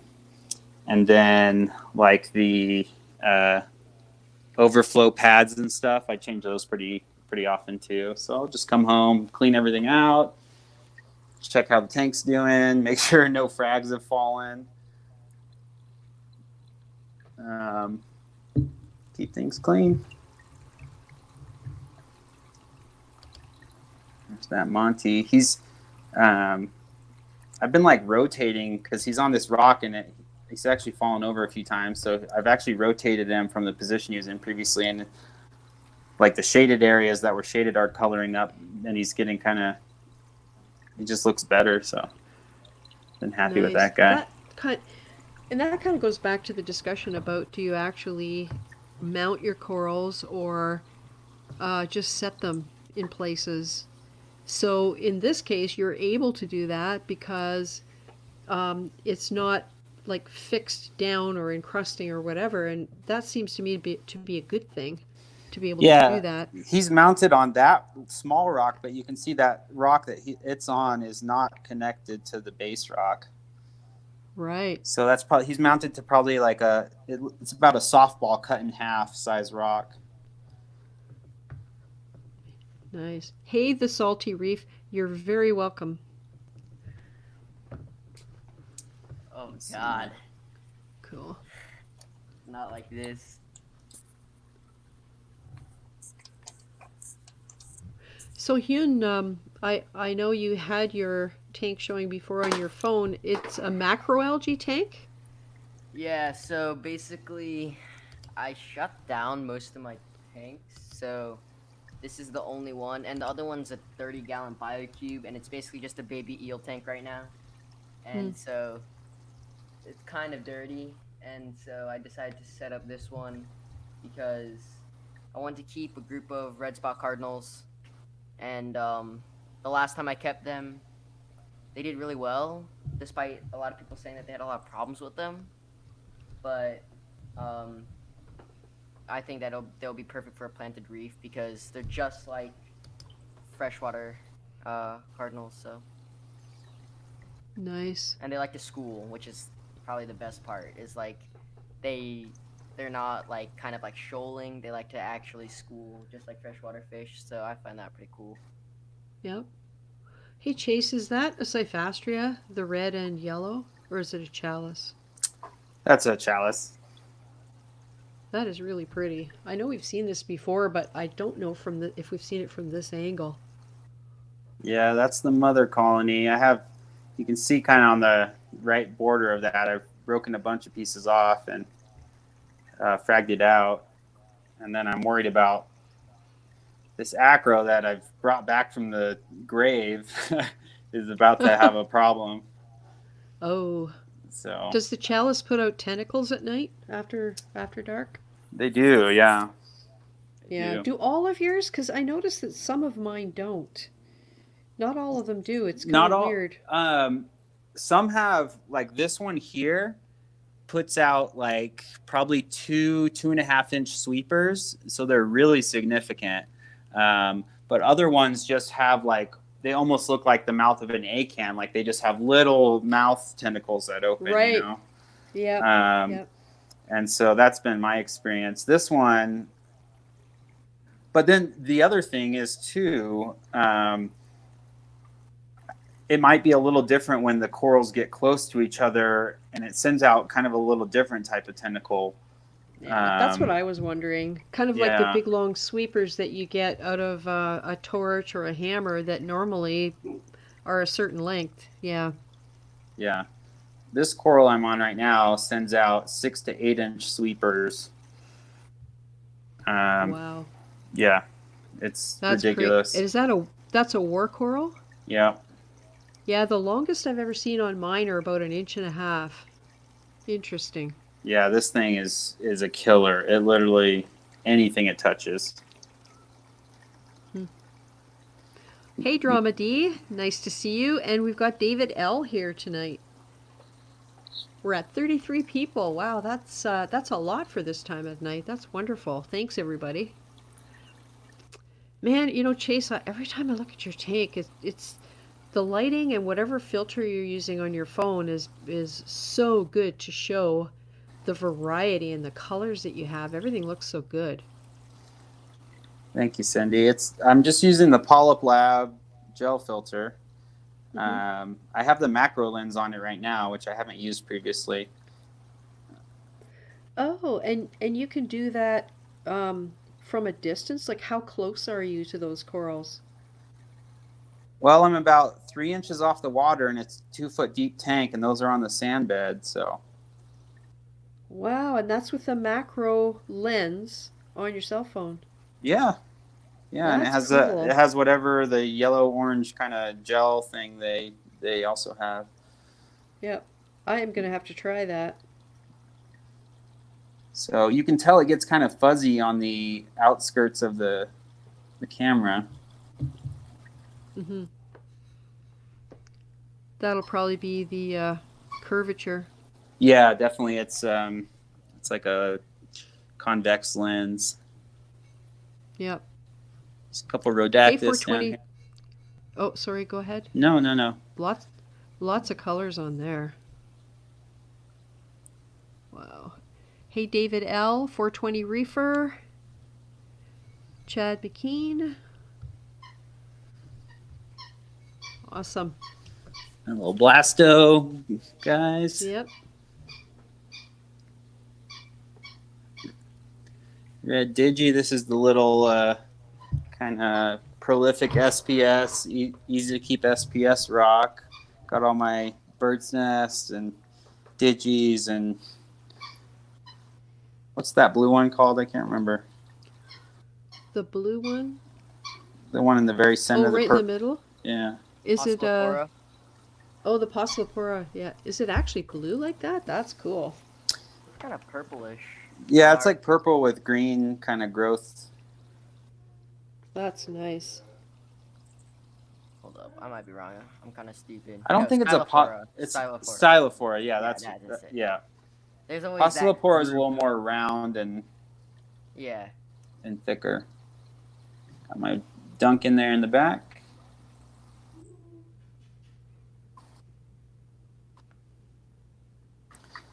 I think I showed you guys this plate coral last time. I lost about a quarter of it in a tank transfer. I kept all my corals and fish in a 10-gallon tank for like a week, and that was the dumbest thing I've ever done in reefing. But I was on a quick move, and I kind of had to put things together, and just thought I could keep them alive, and I lost a lot of stuff. But a fourth of this thing just went completely dead, growing algae on it, and then over the last 2 years, it's put out all these little plates that are just kind of attached to it in that spot. Babies. Yeah. Matthew Hitchings loves the red and blue blasto. That's from a couple minutes ago. Yeah, so that's there's basically the tank. The frag tank's over here. Just kind of overflow. I got a lot of leather corals in here. There's kind of that one. Some more Montes. You can see the dinos kind of cleared up. I've been running that UV, and I don't know. They were pretty bad before.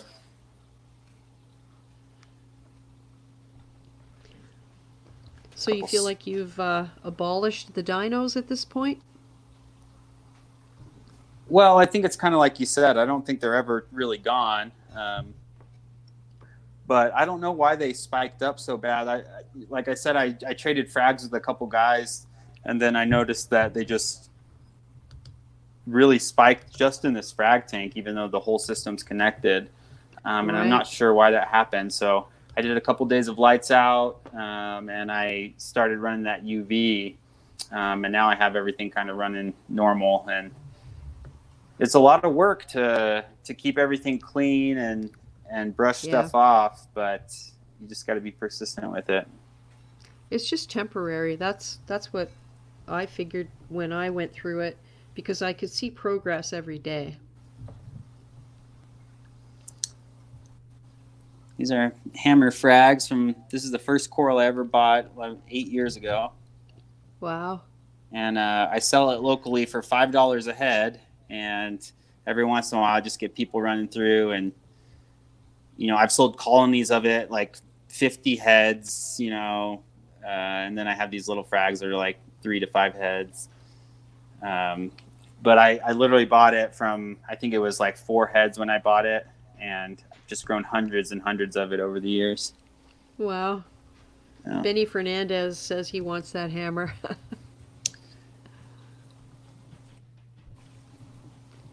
Yeah, it's a hardy one, man. It's been through. Matthew Hitching said, imagine.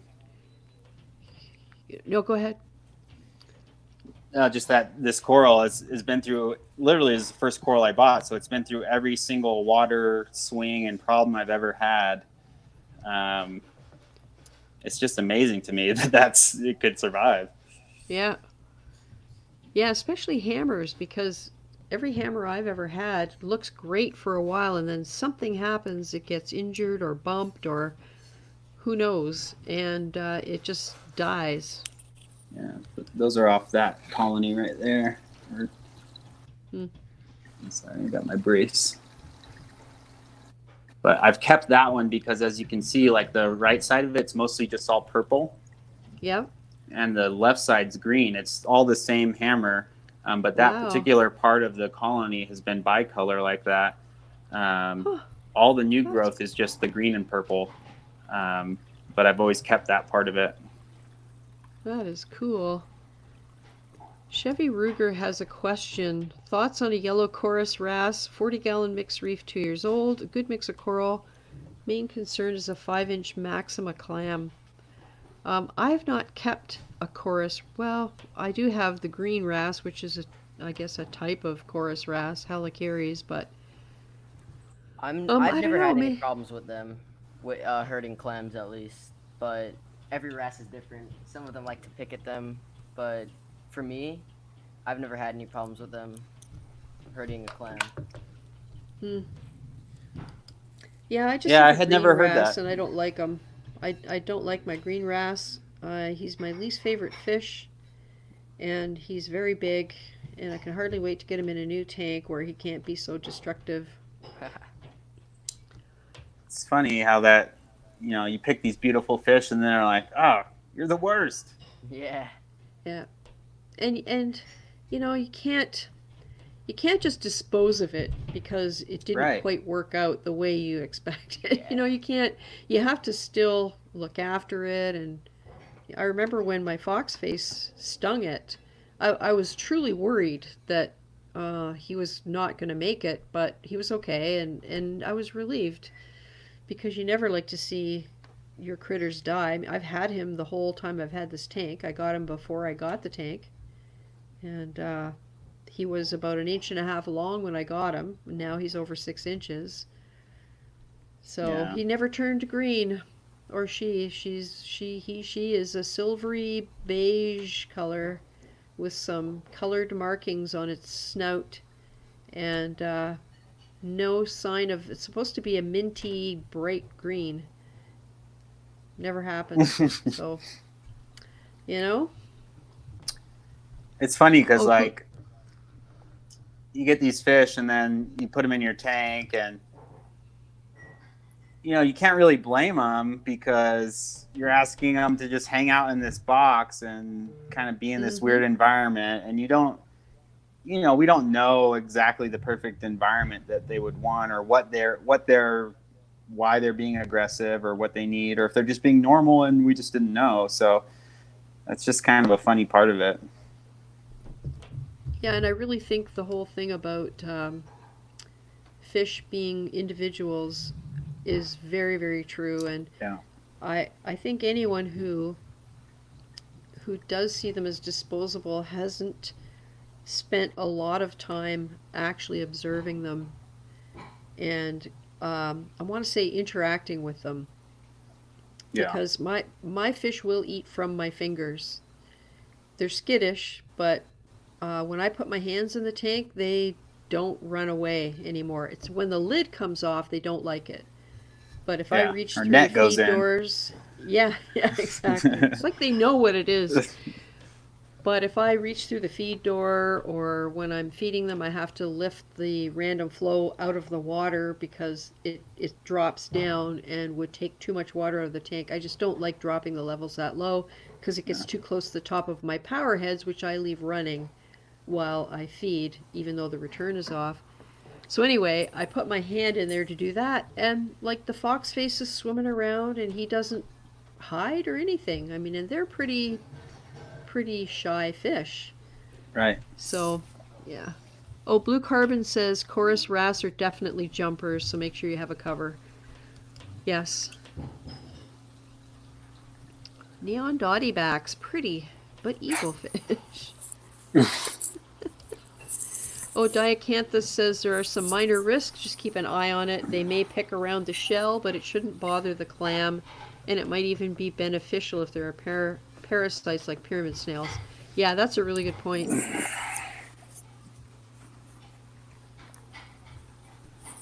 Interesting.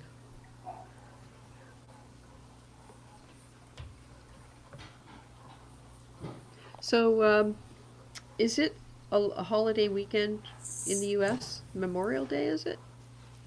You guys have? You know, as a nurse that works nights, I'm so out of touch with like typical schedules, like I barely know what day of the week it is, other than getting your notification for the live stream on Fridays. It's just funny. I have no idea if it's a holiday weekend or not. I guess I better keep sending those out then, or you'll lose track of time. Yeah, I barely know what day of the week it is. It's terrible. Well, this whole lockdown thing has really made it difficult. And it used to be, you have appointments, you put them. Being retired is like that, okay? I mean, I'm not asking you to feel sorry for me, don't get me wrong. But every day is like a weekend. So weekends are no longer special, holidays are no longer special. You put appointments in your calendar and you have to look at your phone and make sure you know what day it is so you don't miss your appointments. There have been times when I was sure it was Friday and it was Thursday. It's weird. And Friday's iodine day, so I need to know when it's Friday. So yeah, it's strange how time passes, and then everything is so surreal with being locked down, and it's weird. Yeah, I don't have a Monday through Friday kind of life, so. No. I do, and I don't even know. Like, even though I have online school, it's terrible. I don't even know what day it is because it's just repetitive over and over again. So, I don't know. No. Online school sucks though. So where are you at in school now, Hyun? Like what level? Are you in high school yet? Secondary school? Oh, sorry, my dad just walked in. Just wondering if where you're at in school. Are you in secondary school now? I'm in high school, yeah. Yeah. Time goes by. Yeah, those were the days. Yeah. Oh, the Salty Reef is saying Memorial Day is not this weekend, but next weekend. Okay. Because we have the May 2-4 in Canada this weekend. And it's called Victoria Day weekend because Queen Victoria's birthday was not on May 24th, apparently. And it's supposed to be for her birthday, which was not on May 24th, but that's the day that it's normally, which is actually the third Monday in May. And it doesn't matter what the date is. So if that's not confusing, I don't know what is. So what do you equate that to, like a Memorial Day type celebration? Is it like what kind of things get done? It's Oh, sometimes they have fireworks. Traditionally, people will go to their cottages and open them up for the summer on Okay. the 2/4 weekend. A lot of people go to the beach. In Ontario, we have the Great Lakes, and um, most of South Central Ontario is within an hour or two of a beach on a lake. So people go to the That's beach. nice. But with this whole thing, it's going to be so different because Right. although campgrounds are open, there are going to be social distancing restrictions. So there won't be the big parties with campfires and bonfires and stuff like that. The beaches are going to be different. It won't be packed wall to wall with people. Um, so yeah, it's just a holiday. It's basically the start, the kickoff of the summer. Sometimes there's fireworks, opening cottages, going to the beach, putting your plants in the garden.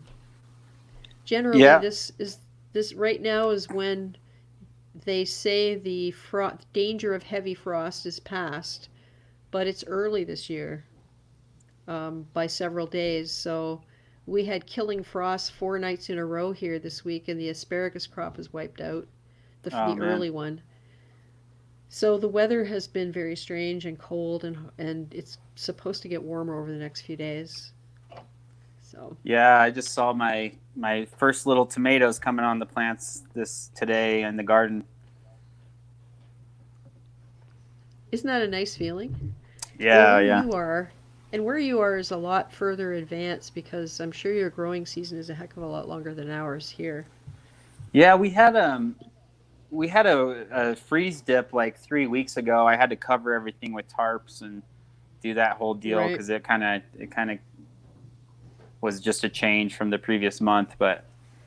Yeah. Um, but yeah, we're into the point now where it's during the day here it's mid 80s, at night it's mid 50s. Yeah. So What's the highest temperature you get in the summer? um, here in Albuquerque, elevation is about 5,000 feet. So Oh yeah. maybe mid 90s Mm-hmm. but it's a dry heat, so it's not too bad. Yeah. So Yeah, the only thing I know about New Mexico and Albuquerque is Breaking Bad. yep, one of our claims to fame, Mm-hmm. for better or worse. The salty reef. The whole COVID thing is going to ruin summer plans and might last a year from what I've been told.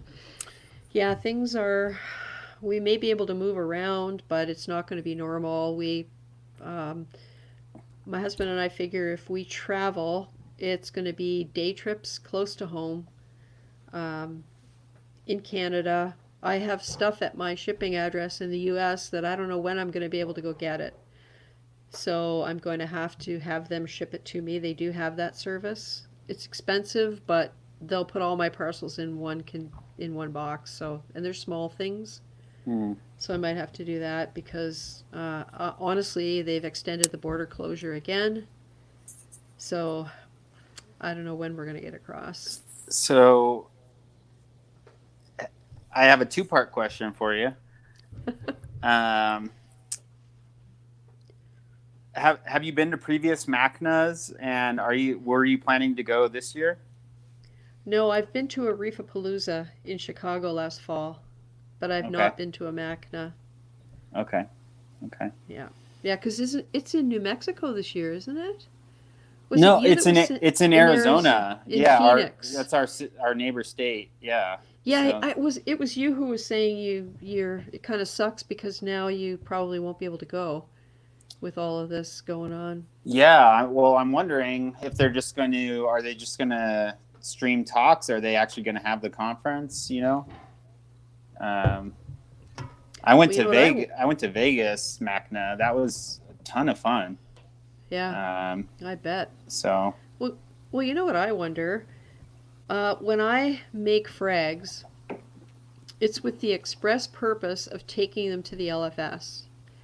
Otherwise, the trimming that I do, the snail knockoffs, the fish fights that break corals, all of that, I would just throw them away. I wouldn't keep them because I don't have anywhere to properly house them for very long. what happens if you're a business and what you do is go to frag swaps and things like the Reefapaloozas and the Macnas to sell your coral?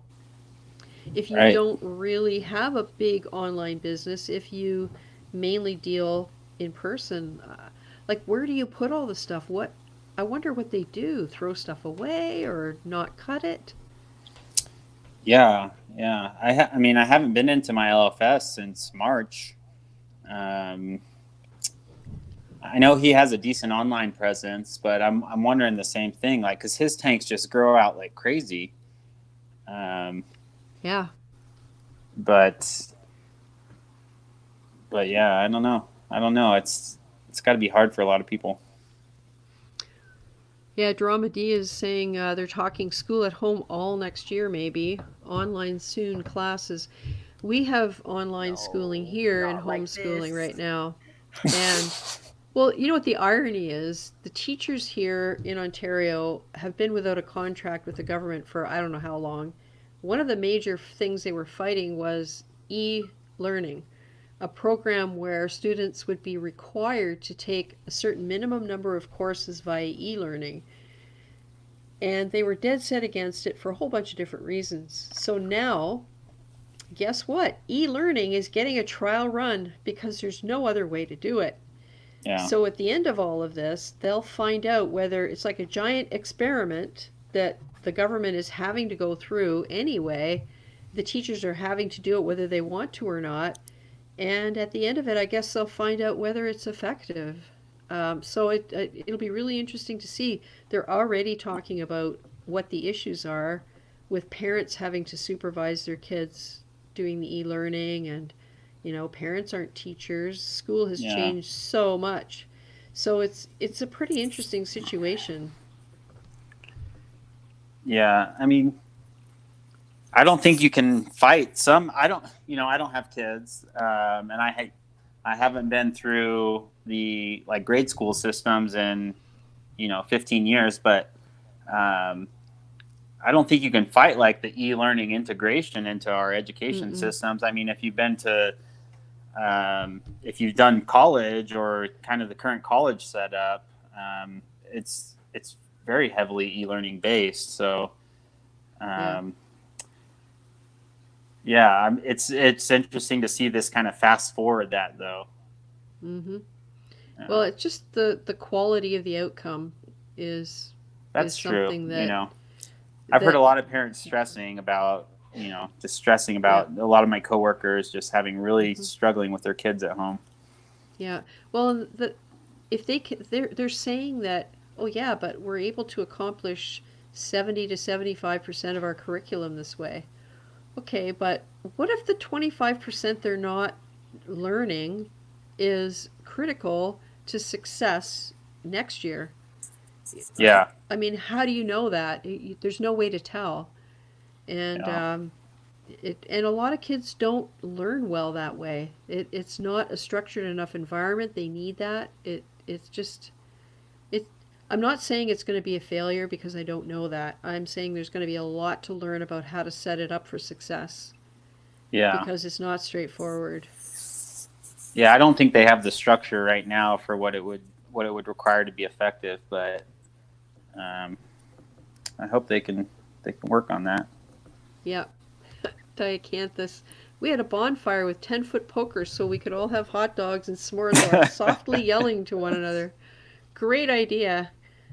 We saw a video on Facebook of people in Germany at a cafe where when they went in, it was a patio, they were given a hat with pool noodles on the top. So when you went and sat down, your pool noodles couldn't touch anybody else's pool noodles or you were too close together. It was it was ridiculous actually. I think it was just a setup for fun. Yeah, Oh, Straight Reefer says they said because online schooling and video doctors are doing good, they might leave it in play. I agree. Here in Canada, we have a lot of remote northern areas, and the only access they have to medical care is via online telehealth, they call it. Yeah, yeah. That's pretty prominent in today's healthcare. yep. Oh, David L. also works in a nursing home. nursing homes have had it rough, man. Yeah. We get a lot of the. It's just an area where you have a lot of susceptible people and close contacts. Yeah.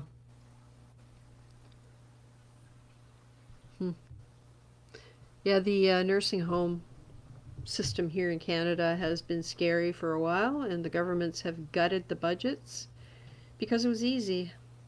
And it was all run by, it's all run by for-profits with some exceptions. There are municipalities who have nursing homes under their care. And guess what? They don't have outbreaks. Yeah. And the general wisdom is it's because they don't have to make a profit. So that's got to change. Yeah. Yeah, don't even get me started on the U.S. healthcare system. Yeah. Drama, do you heard they're going to resume football instead of having crowds? They'll pump in crowd noise. Yeah, I heard that too. That's hilarious. Because, yeah, sports, I guess, is good for morale. Like in the old days, the Romans and their forum with all of the sporting events that were a little more violent than we would probably enjoy today. Although, I don't know, with mixed martial arts and stuff like that. Yeah. I heard a couple of those fights had to be suspended too. Yeah. Yeah, we missed out on our soccer is really big here in New Mexico, and Right. we missed out on our season tickets this year for our professional team. Oh, yeah. Their season got Yeah. canceled. I think a lot of the kids too here in Canada, that's big because it's not expensive to set up a kid in soccer like it is in Yeah. hockey. Yeah, And, soccer's great. Yeah, yeah. We have Skookum Chuck. Let's invite him in and see what's going on with his tank because he's on the west coast. So he might still Yeah. have lights on. Yeah, all my lights are going off. Hey, Skookum Chuck. Nice to see you again. You got the 12-footer there with still with some lights on. 12 foot? Can you? Yep. Can you hear me? Oh, he's muted. It's muted. Wow, a 12-foot tank. That's awesome. Yep. 400 and something gallons, and he has to apparently move this tank. Whoa. I have no, what I have to go through is no comparison to something like that. Hey, Skookum Chuck, I don't know if you can hear us, but we cannot hear you. You might be muted. It looks like your microphone is muted. We see clownfish. Yeah, I have to get under I have a crawl space under my house, and I have to get down there to reinforce the floor before I can get that new tank and fill it. The room I'm in is on a part of the house that's on a concrete foundation, and then part of the house has a crawl space under it. So I want to move the tank I want to have the main display in the family room, as opposed to having everything down in the fish room. But I have to reinforce that floor because it's going to be, around at least, 175 to somewhere between 175 and 300 gallons. I don't know yet, but. Nice. Chimp the Reefer's here. Hello. Yeah, I decided on a 300 as a number to shoot for because if I don't do it now, I will never do it. And I'm expecting it to take a minimum of 2.5 to 3 years to get it to the point where I feel like it's mature, and then I'll hopefully starting to grow some big stuff. That's what I want to see is massive stuff. It's so funny, like the perspective that you get, because like I totally agree. It's like you have to hit a few years of just cultivating your reef before it's even established, and like it's just a funny thing. But anyone that's in the hobby, it's like you're in it anyway. So. Yeah, and I think that's something that maybe isn't made clear enough to people who are just starting out or thinking about starting out, because I haven't heard as much recently about quick start cycles and bacteria as was happening months ago or a year Hmm. ago. And I've not been a huge believer in um, having to accelerate things just to get coral sooner because it doesn't pay off. I don't believe it pays off in the long run. I think if you can't learn patience right from the beginning, you're going to run into different problems down the road that are going to require patience and you won't really appreciate the need for it. So I mean Yeah. my 90s has cycled for over 2 months before I put the first coral in and fish, the holding tank, because I really don't want to um, risk. I want it to be as mature as it can before I move a mature reef into it. It's still not going to be where it needs to be. So Yeah. I don't know. Yeah. It's Just my insane. opinion based on 10 years of watching people do Well, stuff. I think the bacteria, like, I want to say Turbo Start, although I haven't used, like, I think it's Fritz actually has a product called Turbo Start, but I'm just referring to They like do. fast start products in Yeah. general. To take kind of that fast start approach with bacteria, it's good in the sense that I think you're protecting your tank from um, really harmful initial spikes with like the ammonia and stuff. Yep. But it's not like you can put the perfect amount of this bacteria in, and all of the sudden you have a tank that's mature. You're never going to accomplish that with any bottle product without investing some time into it. There's just no way Mhm. to do that. Um, I just don't think it's possible with any product. You can't, because there's just things that there's an equilibrium you have to reach, and to reach that equilibrium takes time. Well, it it depends, I guess, on how you look at what we're doing. And the ocean is millions of years old. So, I mean, we can't possibly expect to have that perfect balance and without putting some time into it. And I'm not saying that you should wait 10 years to put a coral in, but I don't think I don't think you can do much that's going to be useful and long lasting until your rocks at least have matured to where they are coated with the biofilm, because Yeah. I've come to realize over the last few years that stuff is critical. And as much as I love the look of white rock, it's not natural and it's not alive until it gets Yeah. its Not biofilm and it functional. starts to age. Yeah, exactly. So Yeah. everyone will think differently and be very proud of being able to put fish in their tank on day 2 and coral in the following week, and then they disappear because they don't want to admit that they ended up with the natural cycle anyway. I don't think there's any way to avoid it. And Yeah. it might make them a better hobbyist going through that because it will be a way to learn. So, who knows? Yeah. I mean, I think there's protective qualities and benefits to all those products, and a lot of them do what they say. It's just you got to take it with a grain of salt and realize, you know, you have an ecosystem here that's really Hmm. dynamic, and there's Evolving. there's all kinds of variables that are very difficult to pinpoint and very difficult to account for. So Yeah. Yeah, Chad McKean has a comment, and you know what? He might be something onto something here. I feel like the bacteria in a bottle is leading to all these tanks getting dinoflagellates. I'm wondering because when you think about it, the bacteria needs food. So, what do you feed it? If it consumes everything in the tank, then the opportunistic low nutrient type of dinoflagellates has the perfect environment to right, grow. So, who knows? Like maybe it'd be great if there was research into something like that. yeah, I wonder if it and would ever see the light of day. the, the I can say the bottle bacteria can really drop your nutrients. It Yep. can control those. I mean, that's what they do. They're eating they're consuming that so they can grow and reproduce. So yeah, I mean, and it's always a balance, you know. Yeah.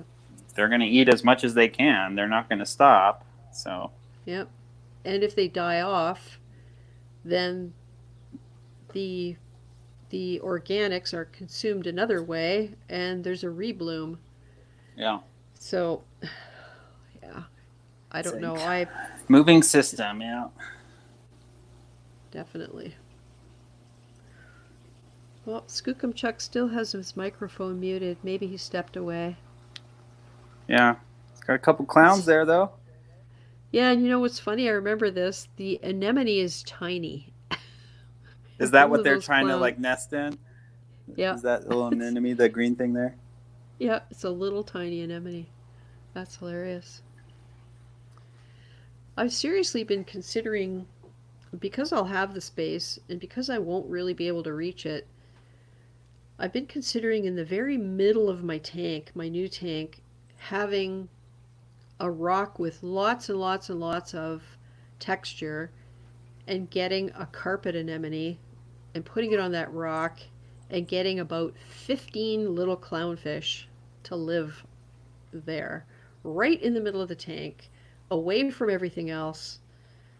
I'm going to have to do some reading because I can picture my aquascape's going to be arches all the way along and sort of like an open courtyard in the middle. And I can picture a gnarly rock in the middle with a large red carpet anemone with black and white clownfish in it. Oh my goodness. I honestly don't recommend the larger carpet anemones because they like to kill things. Well, I realize this. They will eat anything that sticks to it, and they're very, very sticky, and they get very, very large. They can get 3 feet across with no problem at all. But I just have, or maybe a ReefGrrl, or like a Magnifica, something that won't grow quite so large, but still could get 2 feet across, you know? I like ReefGrrl. Yeah. It's probably one of my favorite anemones. But there's also the Mertens carpet, and that's a pretty good anemone. They don't tend to kill fish as often, in my experience. Yep. Yep. Hey, Benny, good night. Thanks for coming by. And David L. has another comment. Part of our issue is lack of bacterial diversity. He thinks dinos are prevalent versus 2 decades ago because of that. Yeah, it could be true. Because that's the other point. It used to be live rock from the ocean that went into our tanks. And oh yes, it had its share of nasty pests, but it also had that diversity that you only get from the ocean. And now we're putting we're putting bacteria in that's from specific strains that are bred for specific reasons, but might not contain the checks and balances that we need to avoid problems. Yeah, I think that's well said. I think way too much. It's like some of this stuff, I guess it's one of those things. If you're a reef keeper, having a curious mind really helps a lot, but sometimes can be a curse. I think it's has more pros than cons. Yep, except when you're driving in the car and you're going, what kind of corn is that? That has different leaves than other corn I've ever seen. Like this kind of, look at that bird. I wonder what kind of bird that is. But yeah, a Mertens carpet anemone is really cool. They're not as colorful, but I love their kind of like underside. It's like this really cool like polka dotty type thing. Yeah, yeah. I used to keep. Yeah, I'll have to do some pink skunks. I have to do some research because I don't I want to have some big fish. I also like small fish, but if I had a large anemone, I don't think I would get a lot of small fish. And if I do get an anemone, it'll be on its own rock well away from everything else. Oh, bye, Salty Reef, the Salty Reef. Thanks for coming in tonight. Yeah.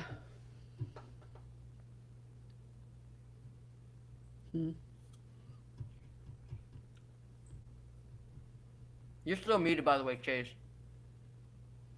Oh yeah, I just noticed that. Thanks, Hyun. I was gonna say, how long have you been doing these streams, Cindy?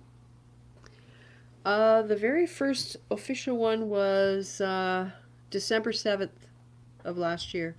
Oh, okay. Yeah, Yeah, and I I've mean, missed. Go ahead. I'm relatively new to them, but it's kind of cool to see, uh, you know, some of the same people every week, and Yeah. just see people talking to each other and checking in with each other. Mm-hmm.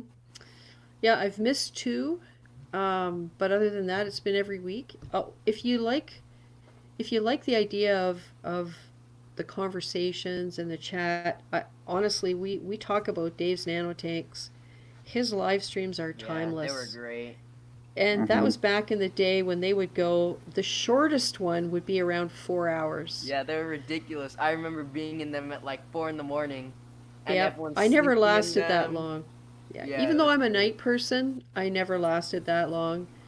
But if you've got a long task to do, or some if you're working on your tank and it's going to take a couple hours, I highly recommend just listen to them. There's just so much back and forth and banter, and they were genuinely fun. Yeah, I Nice. I'm remember like 2 years ago when I went to ReefPalooza in New York City, I got to meet everyone. It was really cool. Yeah, yep. So yeah, the live stream thing, and that's when people who have been around for a few years talk about missing live streams, that's the part they miss. Is exactly what you're talking about, which is seeing regular people in every week and wondering what they've been doing, Yeah. and I'd like to encourage people who haven't tried it yet to maybe come into the studio and chat. You don't have to be on the camera. You can have an icon or an avatar like Hyun does. Yeah. You don't have to show a tank, although we love seeing it. And if your lights aren't on, you can still show us your sump because people love looking at sump layouts and things like that. Isn't that funny? And yeah, I was going to ask you guys on a scale of 1 to 10, how insane my sump. Here, let me turn it this way. So that's the what's two. Those are the return feeds from the frag tank. 2 of them from the frag, and 2 of them from the main display. mm-hmm. So those return into the sump, and they both have a main return, and then they share a joint drain because those 4 pipes go into 3. What's the white tray? This one here, Yeah. that's just the top of the BRS dual reactor carbon Ah, GFO. okay. It's like the That wall makes mount sense. part of it. Yep. And then I now have the UV plumbed in, so the UV picks up here and drops in the return over here. And I have the refugium. That's the refugium output that powers this tank, Wow. and then that returns here. It's this little hang on back return. And then I have the 2 dosing units. Those are DP4, DP3. These dosers, you have to know how to use them correctly, or else they can cause you some problems. I've found, just in my experience. I think one of the issues they have is with siphoning. So if your containers are like higher up than the area that you're dosing into, I found that sometimes they can overdose the amount. And I don't know if it's just like a siphon that happens or what, but I had these dosing containers up on this shelving unit up here dosing, Mm-hmm. and I would walk in one day and my alkalinity would be like, or my calcium container would be like 200 milliliters lower than what it was like the previous day. And I was like, Wow. wait, what's happening here? And then I moved them down here lower than the container, and I haven't had a single issue. So Yeah, I've always had mine lower. So I've yeah. never noticed that because I just bought a new J-Bow to replace the Camor F4. David L says, Nice sump. Mine looks like it's designed by the Addams family. Oh yeah. Okay. Some of my early videos of my sump, it is grungy. It's horrible. David L So says he's got a Versa that's free flowing. Uh-oh. Oh dear. yeah, so the sumps kind of got out of hand. I thought, I'll buy a big sump. This is the I think it's the trigger system. Trigger maybe, or Triton 44. Mm-hmm. And it's made for this area to be a big refugium. Ah. But I actually originally had it like that, but I didn't. I think I'm going to end up putting just extra equipment like reactors or extra pumps like I have in there. And then, of course, I have the refugium, the separate refugium over here. Right. So. I would love to have a separate refugium. I think that's what I'm going to aim for. I'm kicking around the idea now of getting about 150 or 200 gallon cube for the actual sump, and then having a separate refugium and a separate container that's going to be strictly water changes. So I divert the flow, empty the container, pump new water back in, and then restore the flow, and do it that way. But I don't know. The plans are vague. With that sump, though, are you gonna baffle it out, or are you just gonna keep it as one big open container? Yes, I would baffle it out in order to run equipment, because of the varying water levels you need for different things. Oh, hey, Pelfrey. Stopping in real quick. It's my bedtime. Woo. Yeah, Pelfrey. Yep. David L. is asking, is that a NIOS skimmer? This is a Vertex Omega 180 Vertex. internal. I think, did they go out of business? Or I seem to so. remember I reading see them that on somewhere. Because Yeah, I think there's still retail stock out there, but yeah. Yeah, because I also have the Omega 130 external, which I was running on the 125 behind me for a while, and gosh, I really love the internal skimmer. It's just so much more compact to have the pump inside. Mm-hmm. And then also what I love about the 180 is that as opposed to the 130, this section right here, I can actually just get like my hand in, or like a little cleaning pad. So it's way easier to clean, and it's just not a pain to like stick my hand in and clean it all. Just having the container a little bigger, I found is really nice. But I'm not running it 24/7 because it's pulling too much. So that's the Omega 180i. I'm running it on 300 gallons of water. Wow. So I'm taking all this in because I have a Deltec 600i and I love it. I wouldn't hesitate to get another Deltec. Well, my video, my new skimmer, I think I'm in love. Yeah, his name is Chad. So. Oh yeah, I remember that. Hey Johnny, ReefGrrl, I'm a disabled vet, and this hobby helps so much in relaxation, and you're showing your reefer buddies out there are awesome, and I learn many new ideas each week. Great show. Thank you, Johnny. That's awesome feedback to have, and you know why that is because the people that come in here and participate have the mindset of just wanting to interact and not being afraid to ask questions and learning stuff, and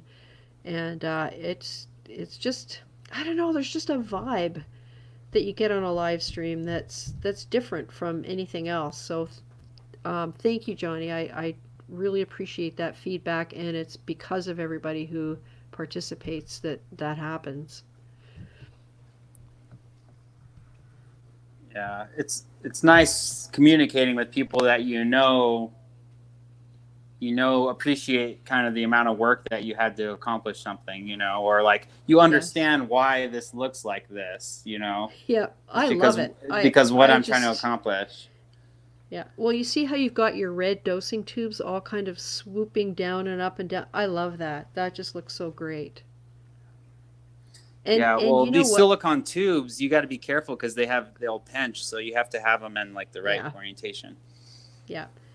And that kind of thing evolves. I mean, when you first set that up, it didn't look like this. You added No. equipment here and there, and that's what I found in my sump. I'm going to be doing a video of a sump tour before I tear it down because my sump has changed so much. And I think that's an aspect of things that people get hung up on when they plan a tank because they want their sump to be perfect forever. They want to think of everything, and you can't because equipment changes, your requirements change, you change your mind a dozen times if you're like me, and it's just a part of the process to respond to stuff that goes on and figure out ways to address it. And so I think the sump evolves just as much as the tank, but the difference is we don't expect that to happen. We just think we're Yeah. going to set it up and go. And before you know it, you get your mad scientist lab. Yeah. And in a good way. All right, guys, I'm gonna head out for the night. It's 11:30. Oh Oh, my dang. goodness. Wow. Yeah. Oh, yeah. You're in Virginia, Well, so you're thanks for over. coming in, Hyun. Yep. All right. Yep. I'll talk to you guys later next week. All right, brother. See Yes, you later. thank you for coming Alright, in see you. tonight. We still got Skookum Chuck muted and the clownfish. Yeah, I if hope he set hasn't his been phone talking up this and- whole time. Yeah. Or maybe you went to get a coffee and forgot. Hey, that's okay. We appreciate the view. Yep. Yeah, that your sump looks good to me. I mean, Yeah, it's been interesting combining the two systems, because it's just finding out how to connect things and where to run stuff. And yeah. I'm like, well, I'll get to the wire management eventually. But it's worked You know really who well. has if you really want to see mad science in PVC, laminar flow, he has videos. There was a video that he put out probably it's over a year ago now. He was going away, and this video was essentially how he did water changes and all the valves that he had to open and close, and it's just awesome. I highly recommend his videos. Anybody in the chat, if you haven't run across laminar flow, 2 words, he has a YouTube channel. He hasn't had a video in a while. He has an in-wall 125-gallon display with a basement sump and a basement frag tank and a basement refugium, and he self-confesses at having a PVC addiction, and just his delivery and his videos are fun to watch. So there you go. If you're looking for something in our quarantine time and you're tired of working on your tank, I highly recommend his channel. Nice. Well, I think being 11:30. Oh, there's Holla at ya, Reap Boy. Hey, holla at ya. Hope you're doing well. Thanks for coming in. I think I'm going to call it for the night and go walk the All dog right. and get this set up so the replay can go ahead smoothly. And we'll be That's so back funny. next week. I was watching a little bit of the replay last time, and it's different watching it than talking on it. It's kind of funny because unfortunately, I'm trying to focus a little bit on what I'm articulating and trying to say, and so I feel like I miss out on some of the other conversation. So it's kind of funny to go back and watch and be like, oh, I didn't even answer that question that they asked me, or I totally missed what she just said, or. I have the same problem. I feel bad, and apologies to people in the chat if I didn't answer your question or respond to your comment or say hi. I really do try, but I get engaged in the conversations we have here as well, and sometimes I miss things in the chat. And guess what? I finally got my skimmer video uploaded. Do you want to see it? Yeah. I'll see what people are saying in the chat.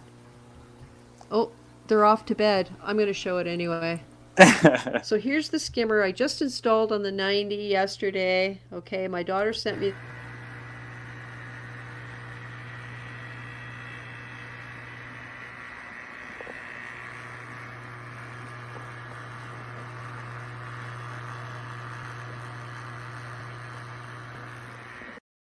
Okay. There you go.